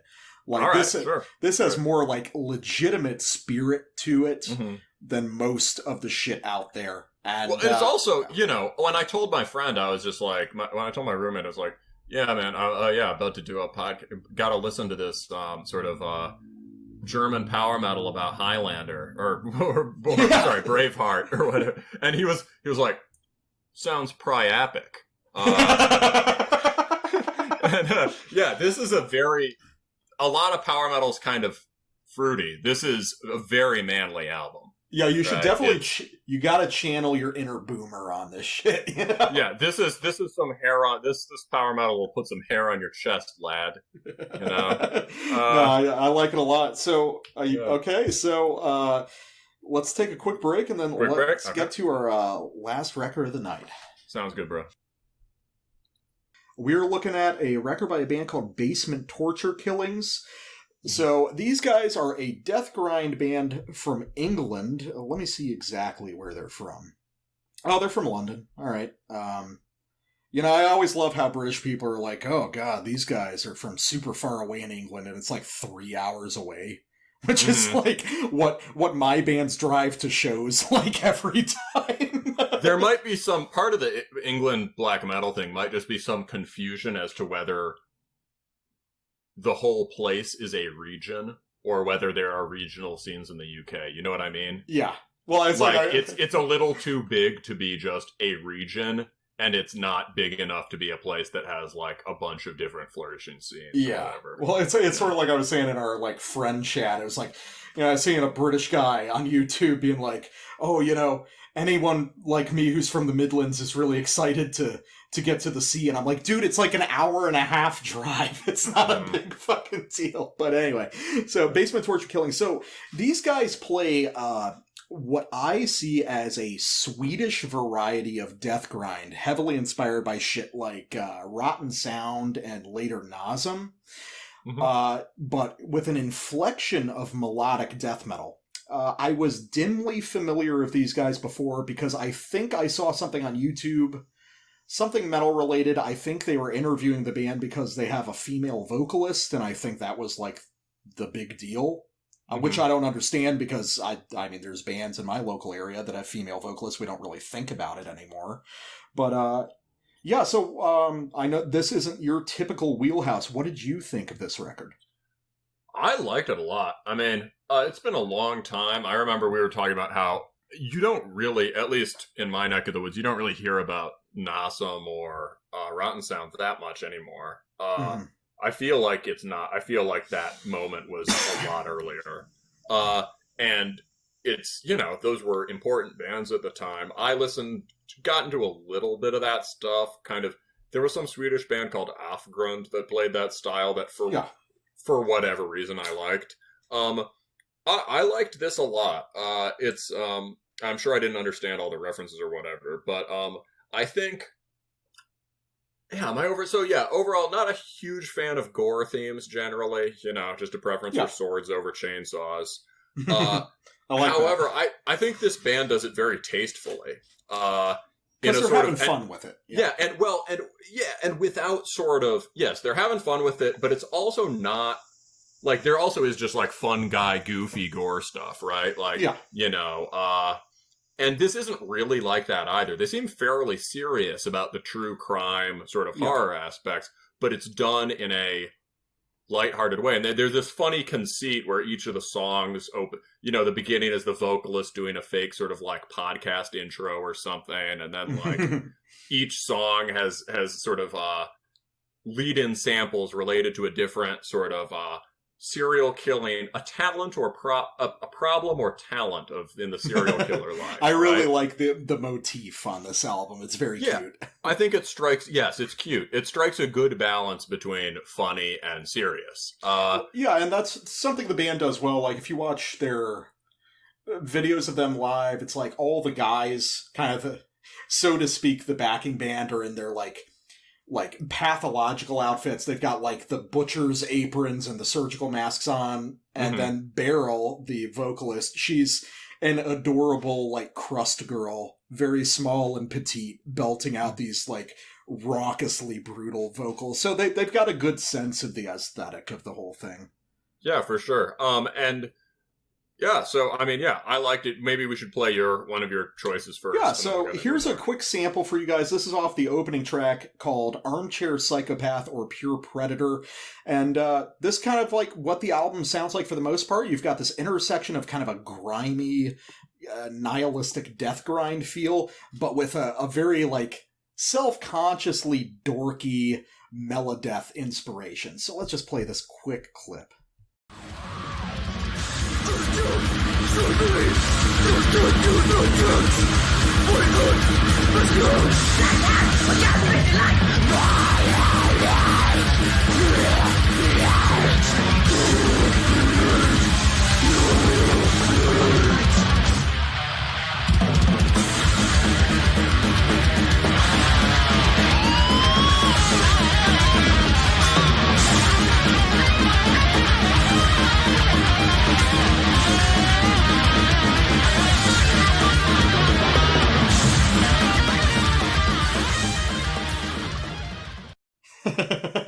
I just kept going. Yeah, no, because the riff immediately after is predictable in the exact right way. To go into that kind of chunky breakdown thing. Gotta say, love that solo. I love how raucous and ostentatious it is. I was gonna say, yeah. So they break into a melodeath riff. The melodeath riff is hackneyed as fuck, right? But it's great. Okay. Yeah, it's basically it's in the list. There are probably like 3 melodeath riffs, right? In terms of like, oh yeah, that one melodeath riff. So they break into a version of like the best melodeath riff, right? And that's totally fine. It's stock, but they're playing it forcefully. It's a good version of the stock riff, and it's like, as a gesture dropped into this different context, it does a lot because it just the surprise effect of it is important. And what's interesting is they use that technique a bunch, and it never becomes stale. It's very fun every time. But I would say there's never anything again they play that's so melodeath. Oh yeah, there's nothing quite as obviously like the gates. You know? Exactly, yeah. And so, and the other thing I like, I love the solo. It's like, if you're beginning to feel through this, wait, I've heard At the Gates. I know how this story goes. The immediately you get a Kerry King dive bomb, right? Oh yeah, and those are 2 things you almost never hear at the same time, and the interplay, it makes it a lot more organic, and the tension between those 2 levels of melody is just awesome. And that's one of the things that makes this a really good album, is the sense of fun. And you know, I'm very antagonistic with a lot of like fun death metal and shit, but these are like, you're a great enemy of Razorback Records. Exactly. This is honestly, I almost wanted to say this is kind of like what that 2000s Razorback era should sound like, because the thing that makes those melodeath parts soar is the extremity and the commitment of the death grind parts. Yeah, sure. And they're pushing on the melodeath parts. Like, they're still all playing too fast and stuff, right? Yeah, there's an energy to this music. And one thing I wanted to say about this band, which is one thing that makes At the Gates also so much better than all the people who clone At the Gates. Imitators. Slaughter of the Soul may be a one-trick pony, but it's a damn good trick. And part of it is that they just play really fast, right? I was thinking about this record. I listened to it a few times, and I thought the best way to describe these guys is Basement Torture Killings is your favorite local band. They're not doing anything super special or ostentatious, but, you know, you've talked to them while loading and unloading your gear, like playing alongside them at a show at one point, and they're really nice guys. And they seem like good people. Yeah, you got to, like, while you were, like, putting your amp back in your trunk, you heard a riff that was like, oh shit, they can do that? Like, you're kind of continuously impressed by... There's a lot of, like, stock stuff that happens on this record, but it's delivered with an energy that you don't see a lot. They're more passionate. They've been around for a long time, right? Yeah, they have. And this is a newer vocalist, but... Yeah, one thing I would like to say is, so Basement Torture, they've been around since 2007. They've never gotten very big, which is fine. Most bands don't.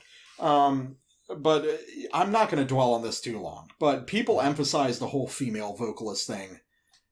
It doesn't matter. I don't think the original vocalist was a man. They took in Beryl because she was talented at this shit, and she does very well on this, and I believe that she's got a history of kind of being like more like grind-oriented bands in the UK, which makes sense for her vocal style.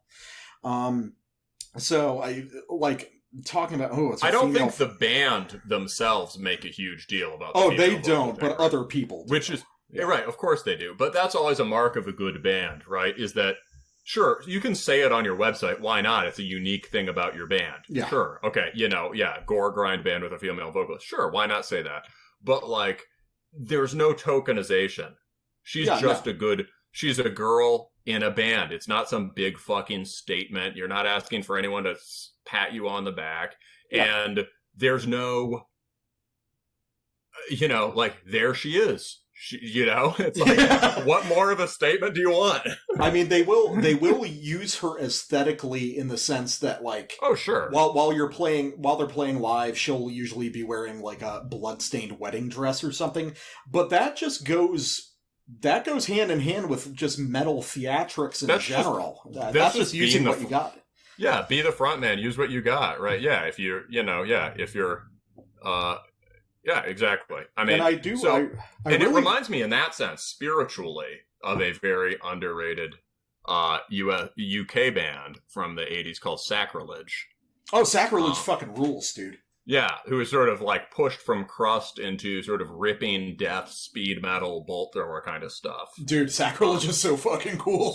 Sacrilege is sick, and they had a female vocalist, and it wasn't a big deal. She just hauled ass. Yeah. Right? And I will say, Beryl's vocal performance is very interesting in this style. Does she do the things that sound like male grunts? Yes, that's her. Damn.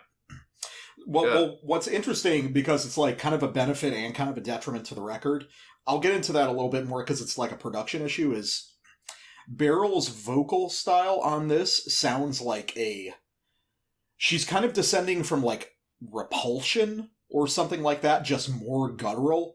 So she's delivering these super hard exhales, like Barney Greenway from Napalm Death shouts, but at a lower volume. The problem is, because there's so much air getting pushed out in that, people start compressing it. And that's one of the issues I have with the sound on this album. It's a little bit over compressed. Like, I'd love to hear it raw. Yeah. I mean, not even necessarily raw. I like the clarity of it, but giving it a little bit more body, a little bit more frequency range to play with, I think you'd get a more full experience. Yeah. What is compressed? No, but I think I get it. Well, it feels like the very highs and the very lows have been cut off. Yeah, this is very mid-heavy. I get that. It would definitely benefit from some low end. So real quick, let's get into the next thing, and we can kind of get into your samples, because we both took samples off the same song, which is always interesting. Yeah, so maybe that means that this is kind of a central part of the album, right? Yeah. And this is, like, at the perfect midpoint. This is the 6th of 11 tracks called Public Displays of Aggression. And my sample is about where I kind of feel like this record falters sometimes. Mm-hmm. So let's just listen to this opening part.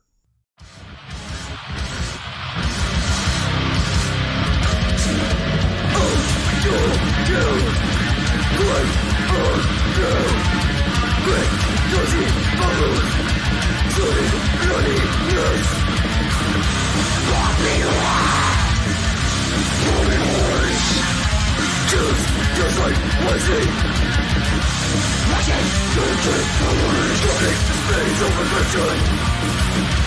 Transformation, running space of aggression.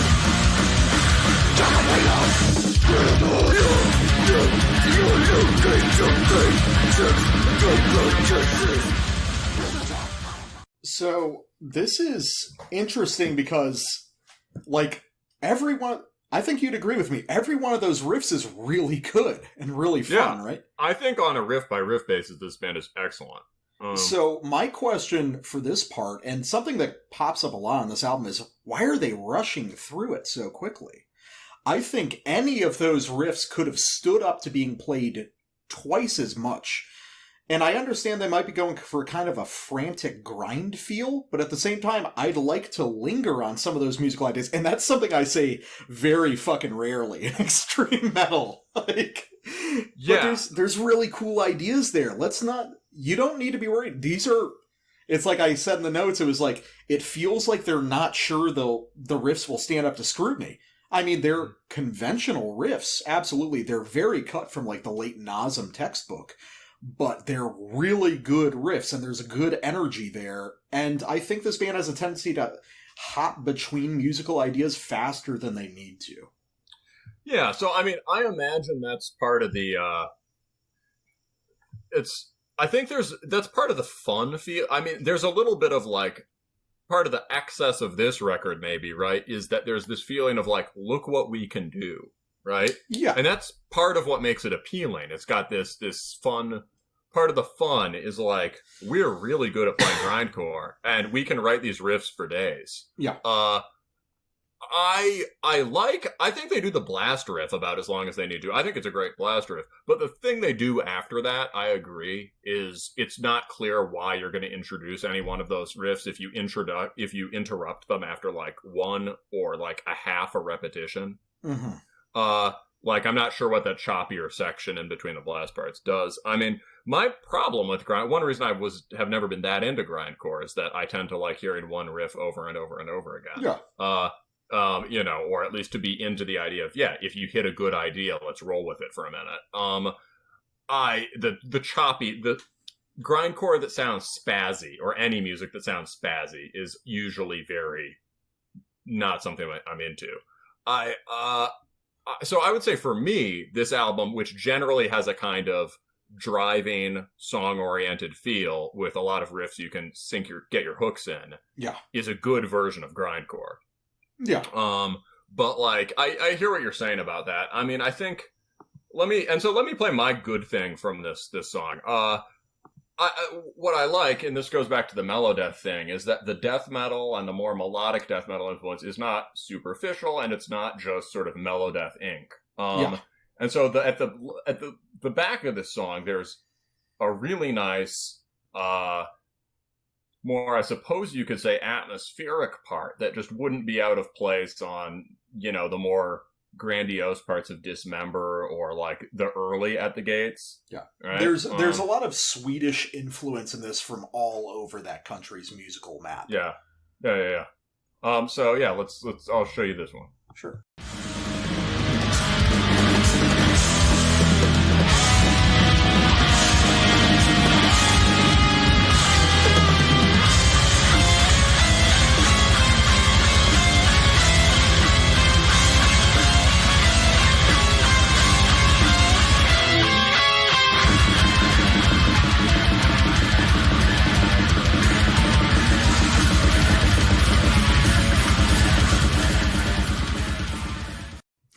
That's fucking cool. Yeah, my immediate thought listening to it again right now was just like, not only is it good in the context of this album, but I'd like to hear that death metal album. Yeah, no, that's it's Basement Torture Killings. If you ever hear this obscure annoying podcast, write a death metal album. Like that fucking ripped. Well, that second part, because like that tremolo riff on the back end of that sample, it's interesting because it feels very different because of the context, but if you divorce it from that could be like an incantation riff or something. Yeah. And it wouldn't be a bad one. No, it wouldn't be a stock incantation riff. It would be one that's like not the best one on the song, but it's like, okay, yeah, this has got some real hooks in it. Certainly a hell of a lot better than most of the incantation worship now. And if you combine that with the sort of the harder edged melodic Swedish stuff that they were doing before then, you'd get a pretty unique sound. Yeah, and I think another touchstone of especially that first part, that kind of like open Dismember style part. Another big touchstone for this band, I would say, is Hemorrhage from Spain. I don't know how familiar you are with them. Oh, that's that. Yeah, see, now you're getting beyond my depth. Hemorrhage is, imagine a band like Aborted that hewed more closely to the Carcass origination. I may have heard Aborted at one point. I know sort of how Carcass sounds. I have no idea, man. So Hemorrhage is a Spanish band that basically started as a Carcass worship project. I'm pretty drunk now. Started as a Carcass worship project, but slowly, over the course of so many years and albums, iterated upon themselves and came up with kind of their own sound. This kind of raucous, rock-infused gore grind meets death metal vibe that's a big part of this record, and especially parts like the beginning of that sample you chose where it's absurd. It's like this horror movie soundtrack stuff, but they know it and they enjoy it. It's referential in a way that their fans will appreciate, and it's just a lot of fun. And if you did that stuff in a more developed way, it wouldn't sound horror movie. It would sound like City of Screaming Statues or whatever. It's Yeah, okay, so last thing I want to do is, like, I guess the only expertise I can bring to the table is I have listened to a lot of crust punk and some crust grind. I suppose that's the side I like of grind I'm more familiar with. A lot of it's bad, but it's I really like a late track, Objectification, has, I think, a thing that I like throughout this record is that there's really good use of crusty stuff and more, also ideas that are just more hardcore, right? Yeah. Which I know is sort of, you know, if you're doing death grind, well, you're getting some Barney Greenway napalm death, right? Yeah. And that's got a lot of hardcore in it. Harmony corruption or whatever. But this is I think there's just this will bring me into a thing I want to talk about more broadly. So Sure. let's just roll through this part and yeah. Sure.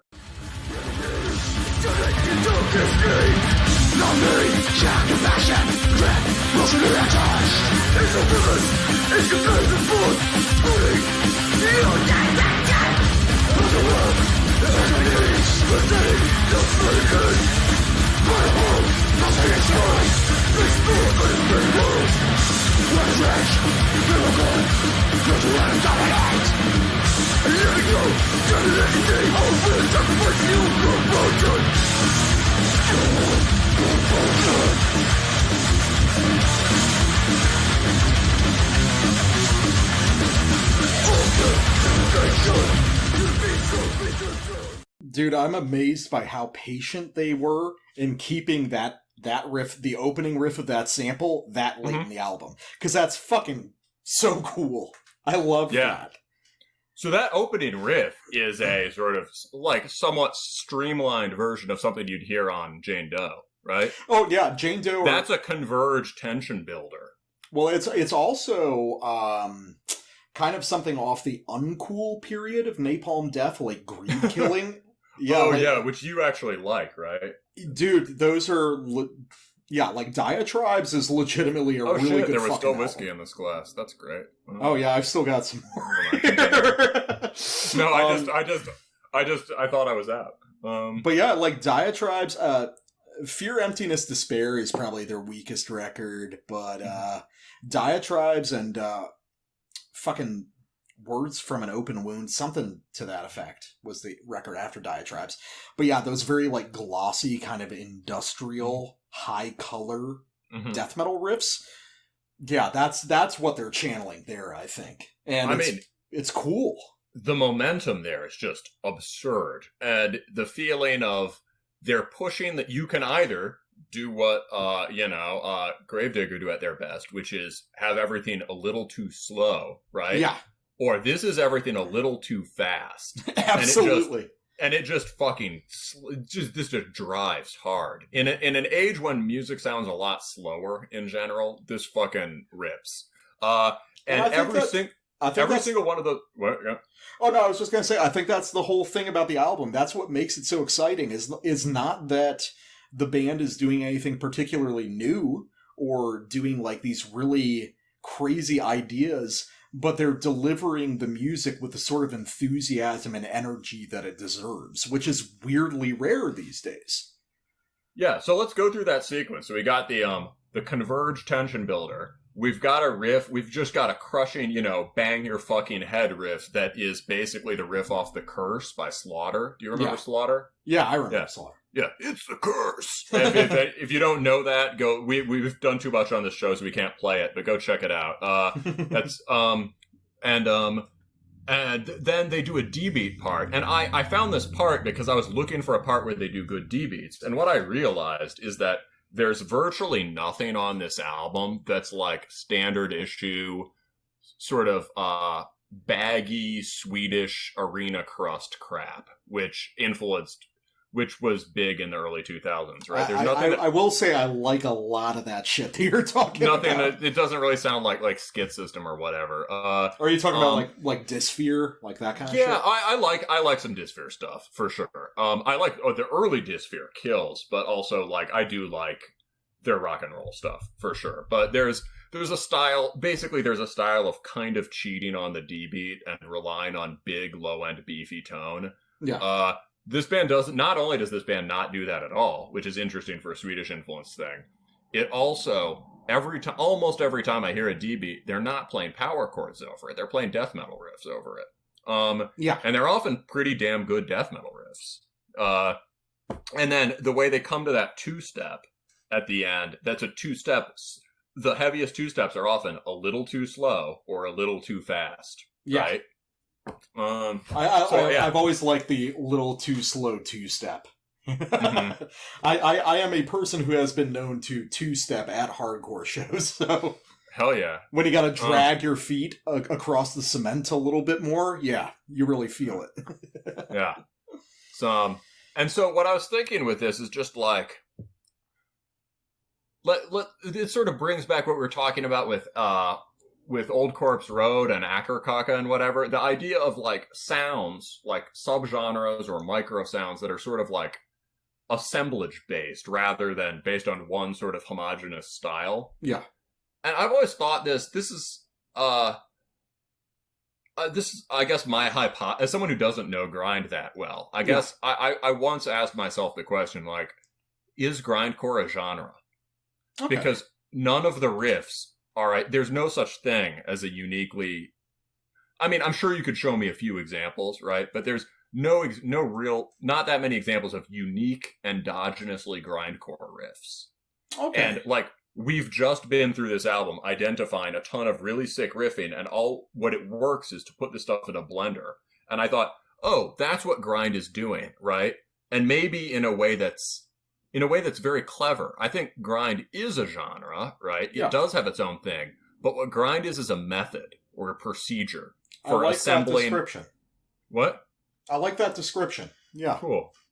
Yeah, it's a procedure for assembling certain kinds of musical parts drawn from almost wherever you want on the heavy metal spectrum, except maybe black metal. Yeah. And then it works towards a certain determinate, like, not so much aesthetic or atmosphere as an effect, which is, does it grind?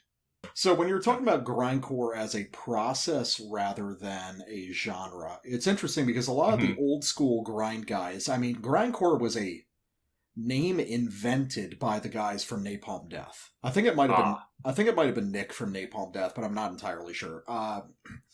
They described grindcore because you have to remember Napalm Death's initial influences were not only stuff like Discharge, but it was also shit like Throbbing Gristle. And Swans. And Swans. And Amoebics, right? Yeah. You know, and they described grindcore as something that could be very fast or very slow, which is something you'll see on a lot of Napalm Death records. They'll always have these huge, slow kind of doom tracks, which is also the kind of legacy that Justin Broderick, who was originally in Napalm Death, would carry on to Godflesh. Yeah. So there was definitely a procedural idea at work there that grindcore was something that grinds. It was about abrasion, not necessarily based on tempo, not necessarily based on a melodic style, but an aesthetic and atmospheric idea. A thing I often associate with it is compression, like an extreme version of the feeling of musical excess, like too many things in this spot. Yeah, extreme density at high tempo or at low tempo. And in that steep deceleration or whatever, or the rapid shifts between parts, you get grinding as well, right? They grind against each other. Yeah, 100%. And a lot of those, like, I would associate a grindcore riff as being one of those, like, 2-chord, like, low to high riffs that you would hear, like, on the back end of Scum by Napalm Death, you know? So sort of the arbitrary sawing riffs. Yeah, you know, shit like that. But then, like, if we're talking about Basement Torture Killings or bands kind of in that vein, they're coming from a legacy of Swedish death grind that's always been more melodic and has kind of more closely attached itself to the punk legacy of stuff like Napalm Death that's kind of forgotten in a lot of grindcore nowadays. Because obviously you would see, like I mentioned them before, the band Dysphere. Dysphere had, what was his name? Mikhail or something from At the Gates on vocals? I don't think it was let's at the gates. We should know this. I mean, this is he's one of. I think it's Tompa, but I don't know. We're Thomas, one of the maybe. We're one of the best. Yeah, we should know this. Thomas Lindbergh vocals. Yeah. I've heard people call him Tompa. I don't know that he did vocals on the original. No, he came into Dysphere like 2 or 3 albums in. Yeah, the original Dysphere was straight ahead D-beat stuff, but recorded at the same time as the first wave of Swedish death metal and early Norwegian black metal. Very like skit system type shit. It's just Discharge, but harder. Yeah.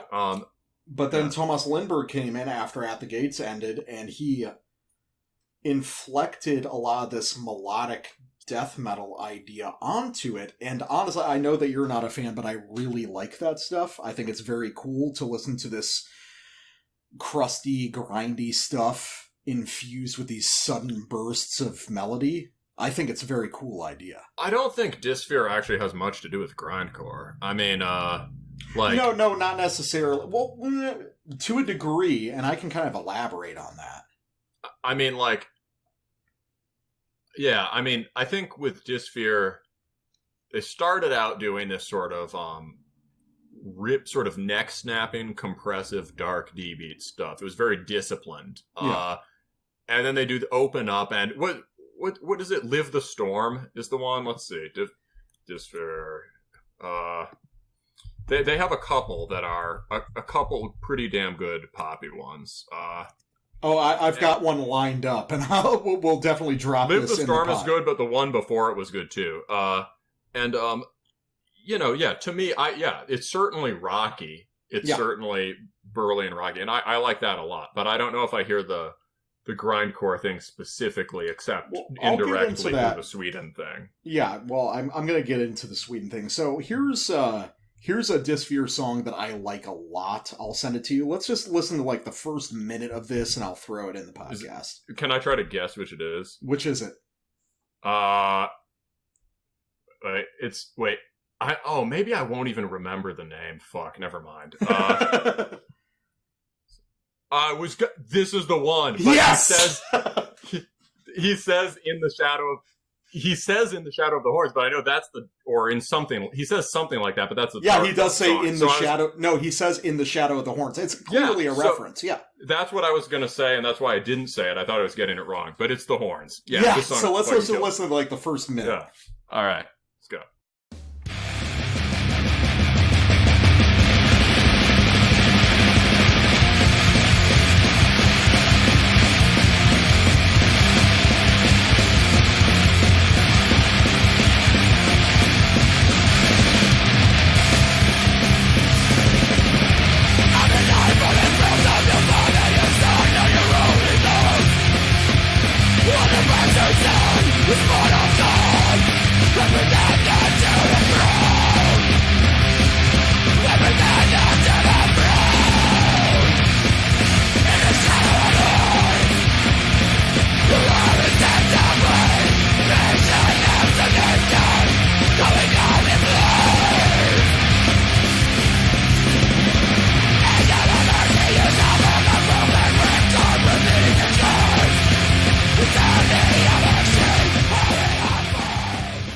It's been a long time since I heard that. I heard you like yelling through it, and it's like, dude, I still remember all the lyrics, and I'm not a lyrics guy. Are you gonna tell me that that's not fucking killer, though? No, I agree that it's killer. I think it was one of more of those things that had an influence on, bad influence on things after. Yeah, I know what you mean. A lot of sort of shitty, a thing I call like arena crust, which also comes from Tragedy, who are one of the most overrated bands ever. I mean, you're more into crust than I am. But I would say honestly, like the first part of that song before it opens into full-fledged ridiculous shit, that's kind of like how I like my crust, you know? I like it very, like, lively and energetic, and I kind of like almost the, like, I don't know if I would call it poppy, but sort of it's poppy. There's an energetic quality to it that I really love. It's rock and rolling. No, I think this is a fucking awesome album. And honestly, I think when I was younger, it was sort of my duty to sort of be a little skeptical of it. Yeah. But like, because it's like the crust new metal. You know? Now I just want to see if they're opening the bar near me again, and I want to go see if this is on the jukebox. Right? It's like, yeah, no, this is great, man. I'm glad we played this again. I remember hearing that on a Century Media compilation. I think I got it off a Napalm Death record. It had like 2 CDs, and it had a Century Media compilation, and that was the first time I'd heard Dysphere as well as like Jungle Rot and a few other bands, and it was just like mind-blowing at like 14. Honestly, the amount of times I played these songs was like, I listened to this album and the one before a lot. I had the MP3s of this one, and I listened to the one before a lot. But so how does this connect to? So I get the D-beat rock and roll thing, right? There's Motorhead there. Also, I assume you like GBH, Ben. I don't think I've ever listened to them. You'd like them. So they're like cool. They're like I've heard the them, of course, Yeah, so it's like Discharge with more melodic color. So it's like the Were you about to say the Casual Discharge? It's where the casualties come from. Yeah. Oh! Honestly, I thought you were going to say they were the casual version of Discharge, and I was like, yeah, that's fine. Well, that's probably true too. You know, yeah. It's much less grim, more good times, but it's good music. Yeah. Well, I would say, like, I mean, the connection comes from the fact that, like, okay, this is going to be hard to articulate. How familiar are you with like early Nasm? Not very. I think I've heard Nasm back in the day. Dude, Nasm is I didn't super like blast beats back in the day either. Okay. You know? Well, Nasm is I think more than they're giving credit for, a huge linchpin in not just like Swedish extreme music, but grindcore as a whole. Because you got to remember, like... So you think they're more central than I give them credit for? Not just you. I think more than most people. So the first Nasm record, Inhale, Exhale, one, phenomenal fucking record. You should listen to it. Two, extremely crusty. The follow-up album, Human 2.0, still has that energy, but they're cleaning up the production and they're adding some more death metal. Then after that, you know, about 3 or 4 albums after that they did before Mieszko died, they started bringing in these melodic ideas that had really never been featured in grindcore before. And what's amazing is people accepted it right up front. You know, people were cool with it because the riffs were that goddamn good. So, you know, I'll actually pull up since we're just riffing, I'll pull up a Nasm track. So this is kind of a legendary Nasm song called Scoop. Let's just listen to like the first minute. Is this first album? Oh no, this is later stuff. This is later stuff. This is off Helvete, which I think was their 3rd or 4th record. So let's just listen to like the first minute of this one.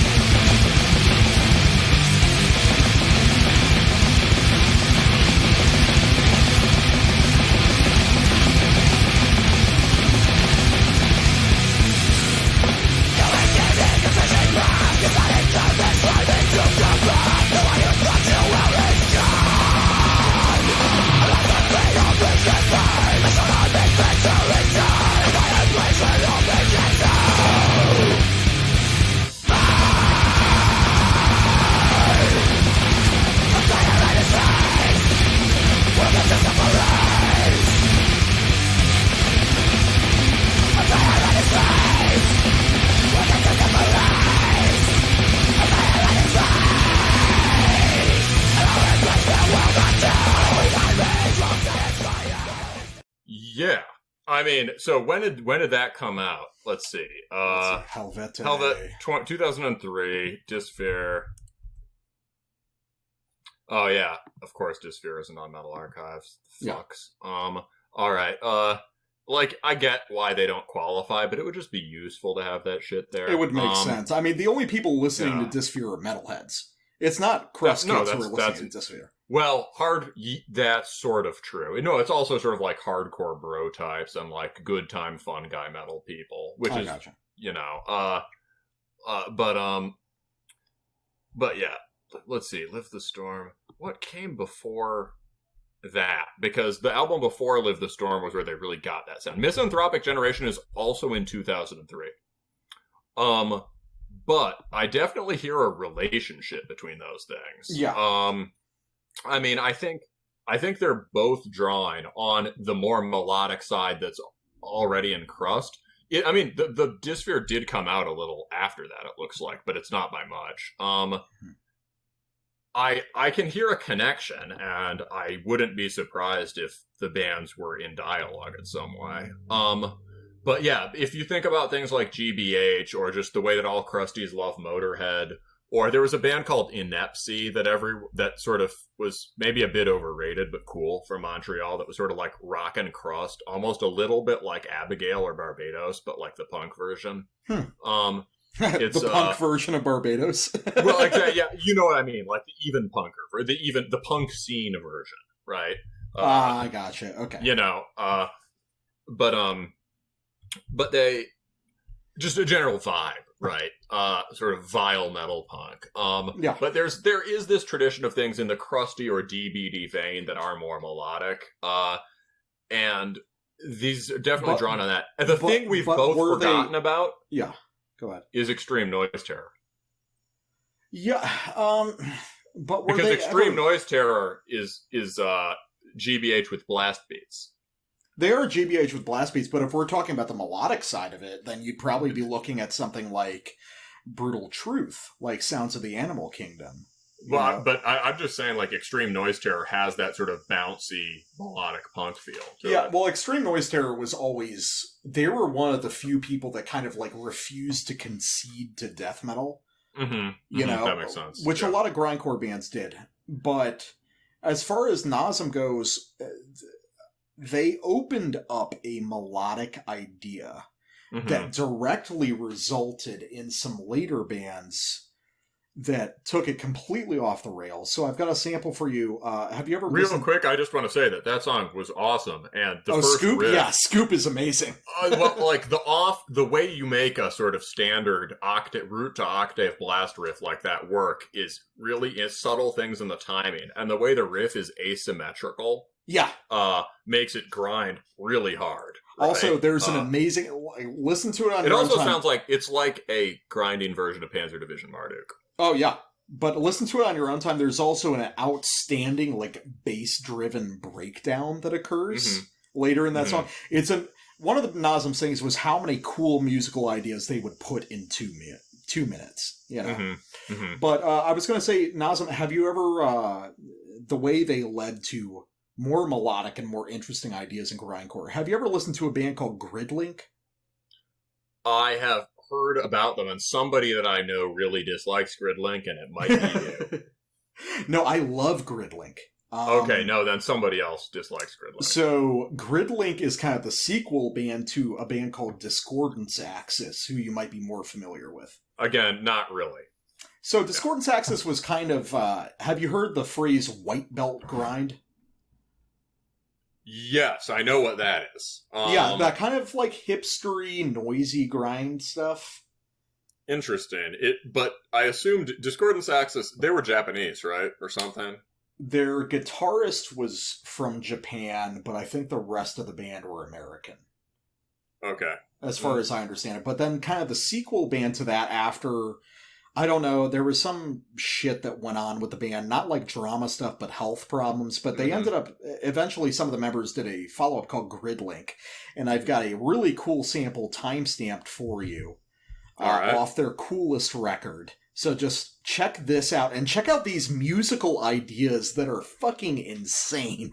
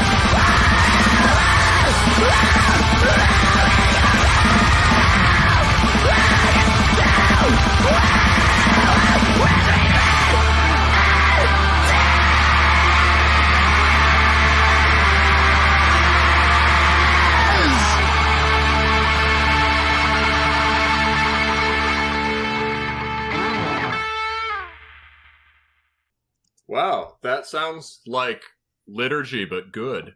Yeah, dude, like, holy shit, I man. think they got really knocked off by a lot of those drill bit black metal bands. Although this says this came out in 2014, so... Yeah, so this was... Well, I mean, Gridlink had been around for a little bit, but that's the Gridlink record. I think it's like their third. I think it's their last record. Well, who knows? But that's certainly the best version of kind of swarming drill bit guitars I've ever heard. The guy who does the guitars on that, Takafumi Matsubara, the Japanese guy, he's one of those, like, you've got a handful and every generation of musicians. He's, I don't know, he's unbelievable. And he's one of those guys, I think he was the reason Discordance Axis broke up, because he was the guitarist there and he developed like a seizure disorder. So this was really sad. I heard about this. I saw some videos of him relearning guitar. Yeah, he's relearning guitar and he's playing it better than any of us ever could. And he was like, "Oh, there were some mess ups, but I'm doing my best." And it's like, dude, you're demolishing all of us, But Gridlink is something I just started appreciating in the past few years. Like, oh, maybe I heard you shitting on Gridlink before that. Then I just remember saying someone like, "Oh yeah, Iron Maiden with blast beats," and me being like, "What's wrong with that?" No, I really don't think, because before I was definitely in a space where it's like, I don't get it, but I understand that it's important and cool. I'm not there yet. And then over the past few years, I checked it out again and I was like, holy shit, where has this been my whole life? Yeah, it's really good. It's like, it's just so, like, I've got like an emotional involvement in it. It's like, well, I mean, obviously, the music is so emotional. It's so distinct. I don't even fucking know what to say about it. Yeah, no, it does, and it does sound kind of white belt in the sense that there's a screamo emotional quality to it, like, in a good way. Yeah. The sort of escalating hysteria in Japanese screamo bands like Swarm, 3Rs. Oh, Swarm! God, that's... I heard Swarm's newest, and it's basically like grinding anime rock, and it fucking kills. Swarm is interesting to talk about, because there was a period... We should talk about them some other time, but yeah. But just for the record, there was a brief period where everyone thought it was the coolest shit on the planet, and then they were forgotten. And it's like, true. Excuse me, they've been around for 20 years now, and they were fucking incredible the whole time. Their singer is doing operatic anime cleans now, and it's awesome. That's so sick. Is that off the last record? Yeah. I gotta check that out. I mean, it's sort of like the Attack on Titan soundtrack, but just the good parts. Well, Japanese screamo in itself is a whole discussion, and about how... you were kind of talking earlier about the idea of parallel evolution, and it's interesting how Japanese screamo had a sort of delayed parallel evolution to black metal in a lot of ways. Yeah, and that might be their version of it or whatever, right? Because Japan, like England, is a place that, based on its history, based on its culture, based on its even location, right? You would expect its landscape, you'd expect to have a really strong black metal scene. And it doesn't really, you've had bands here and there, you've had Arca Sua or whatever, but it doesn't really cohere. Well, yeah, it's because Japan is, their grind scene and their death metal scene is outstanding. And the grinding screamo thing, right? The Envy and all that. Yeah. Well, I mean, my big one is probably my favorite record of, I think it was a few years ago, like 2016 or 2017 was the last record by Heaven in Her Arms. We talked about that a few years back. You showed me this, and I couldn't go there. It was just too Death Heaven, man. Too Death Heaven. Ah, man. That's one where it's like, I won't budge off that one. That's a great fucking record. I only listened to one song. I might try it again. I mean, a really good label for that sort of shit lately, some of which is very overtly metal-y in in authentic ways and in unusual ways that you don't hear in, like, Western bands. Yeah. Is Long Legs, Long Arms, I think. Oh, that's what the latest Swarm album is released on. Yes, exactly. Yeah. Yes. And they have a really good compilation that is worth checking out or buying or something. Well, it's interesting because, like, Swarm's on the Metal Archives listed as, like, a death metal grindcore band. It's like... Yeah, no way. It's just... No, they're just a Japanese screamo band, which has its own style. And it also relates to the idea that grindcore, because it's this procedural thing, is on two sides of a very definite divide between what is and isn't metal. Right? And Japanese screamo that is also grindcore makes sense to me, right? Oh, but, that's punk grind, right? Well, the whole Japanese scene for death metal and grind is... I mean, you've known me for enough years. That's one that's very near and dear to my heart. So we'll probably have an episode at one point that's just me... Yes. Talking about these boring death metal records, like, no, this is fucking essential, and this is... So, that's probably a pretty good place to end this, now that we've been talking shit about grindcore stuff for a while. So, yeah, we've traversed a lot of territory. We have traversed a lot of territory here, so thanks so much for you guys listening. The fan base is slowly but steadily starting to grow, and... Yeah, well, you can find us on, if you're just listening to this randomly, you can find us on, we're on Apple Podcasts now. You can also get it through iTunes. You can get it through Podbay, which sort of integrates a bunch of different podcast things. Are we on Spotify yet? Not yet. I'm working on it. Okay. Cool. We have one episode up on YouTube, but it takes forever to upload that shit, and I've got to get on that more. So we're building the presence. We're building a market. Can the market bear Terminus? Indeed.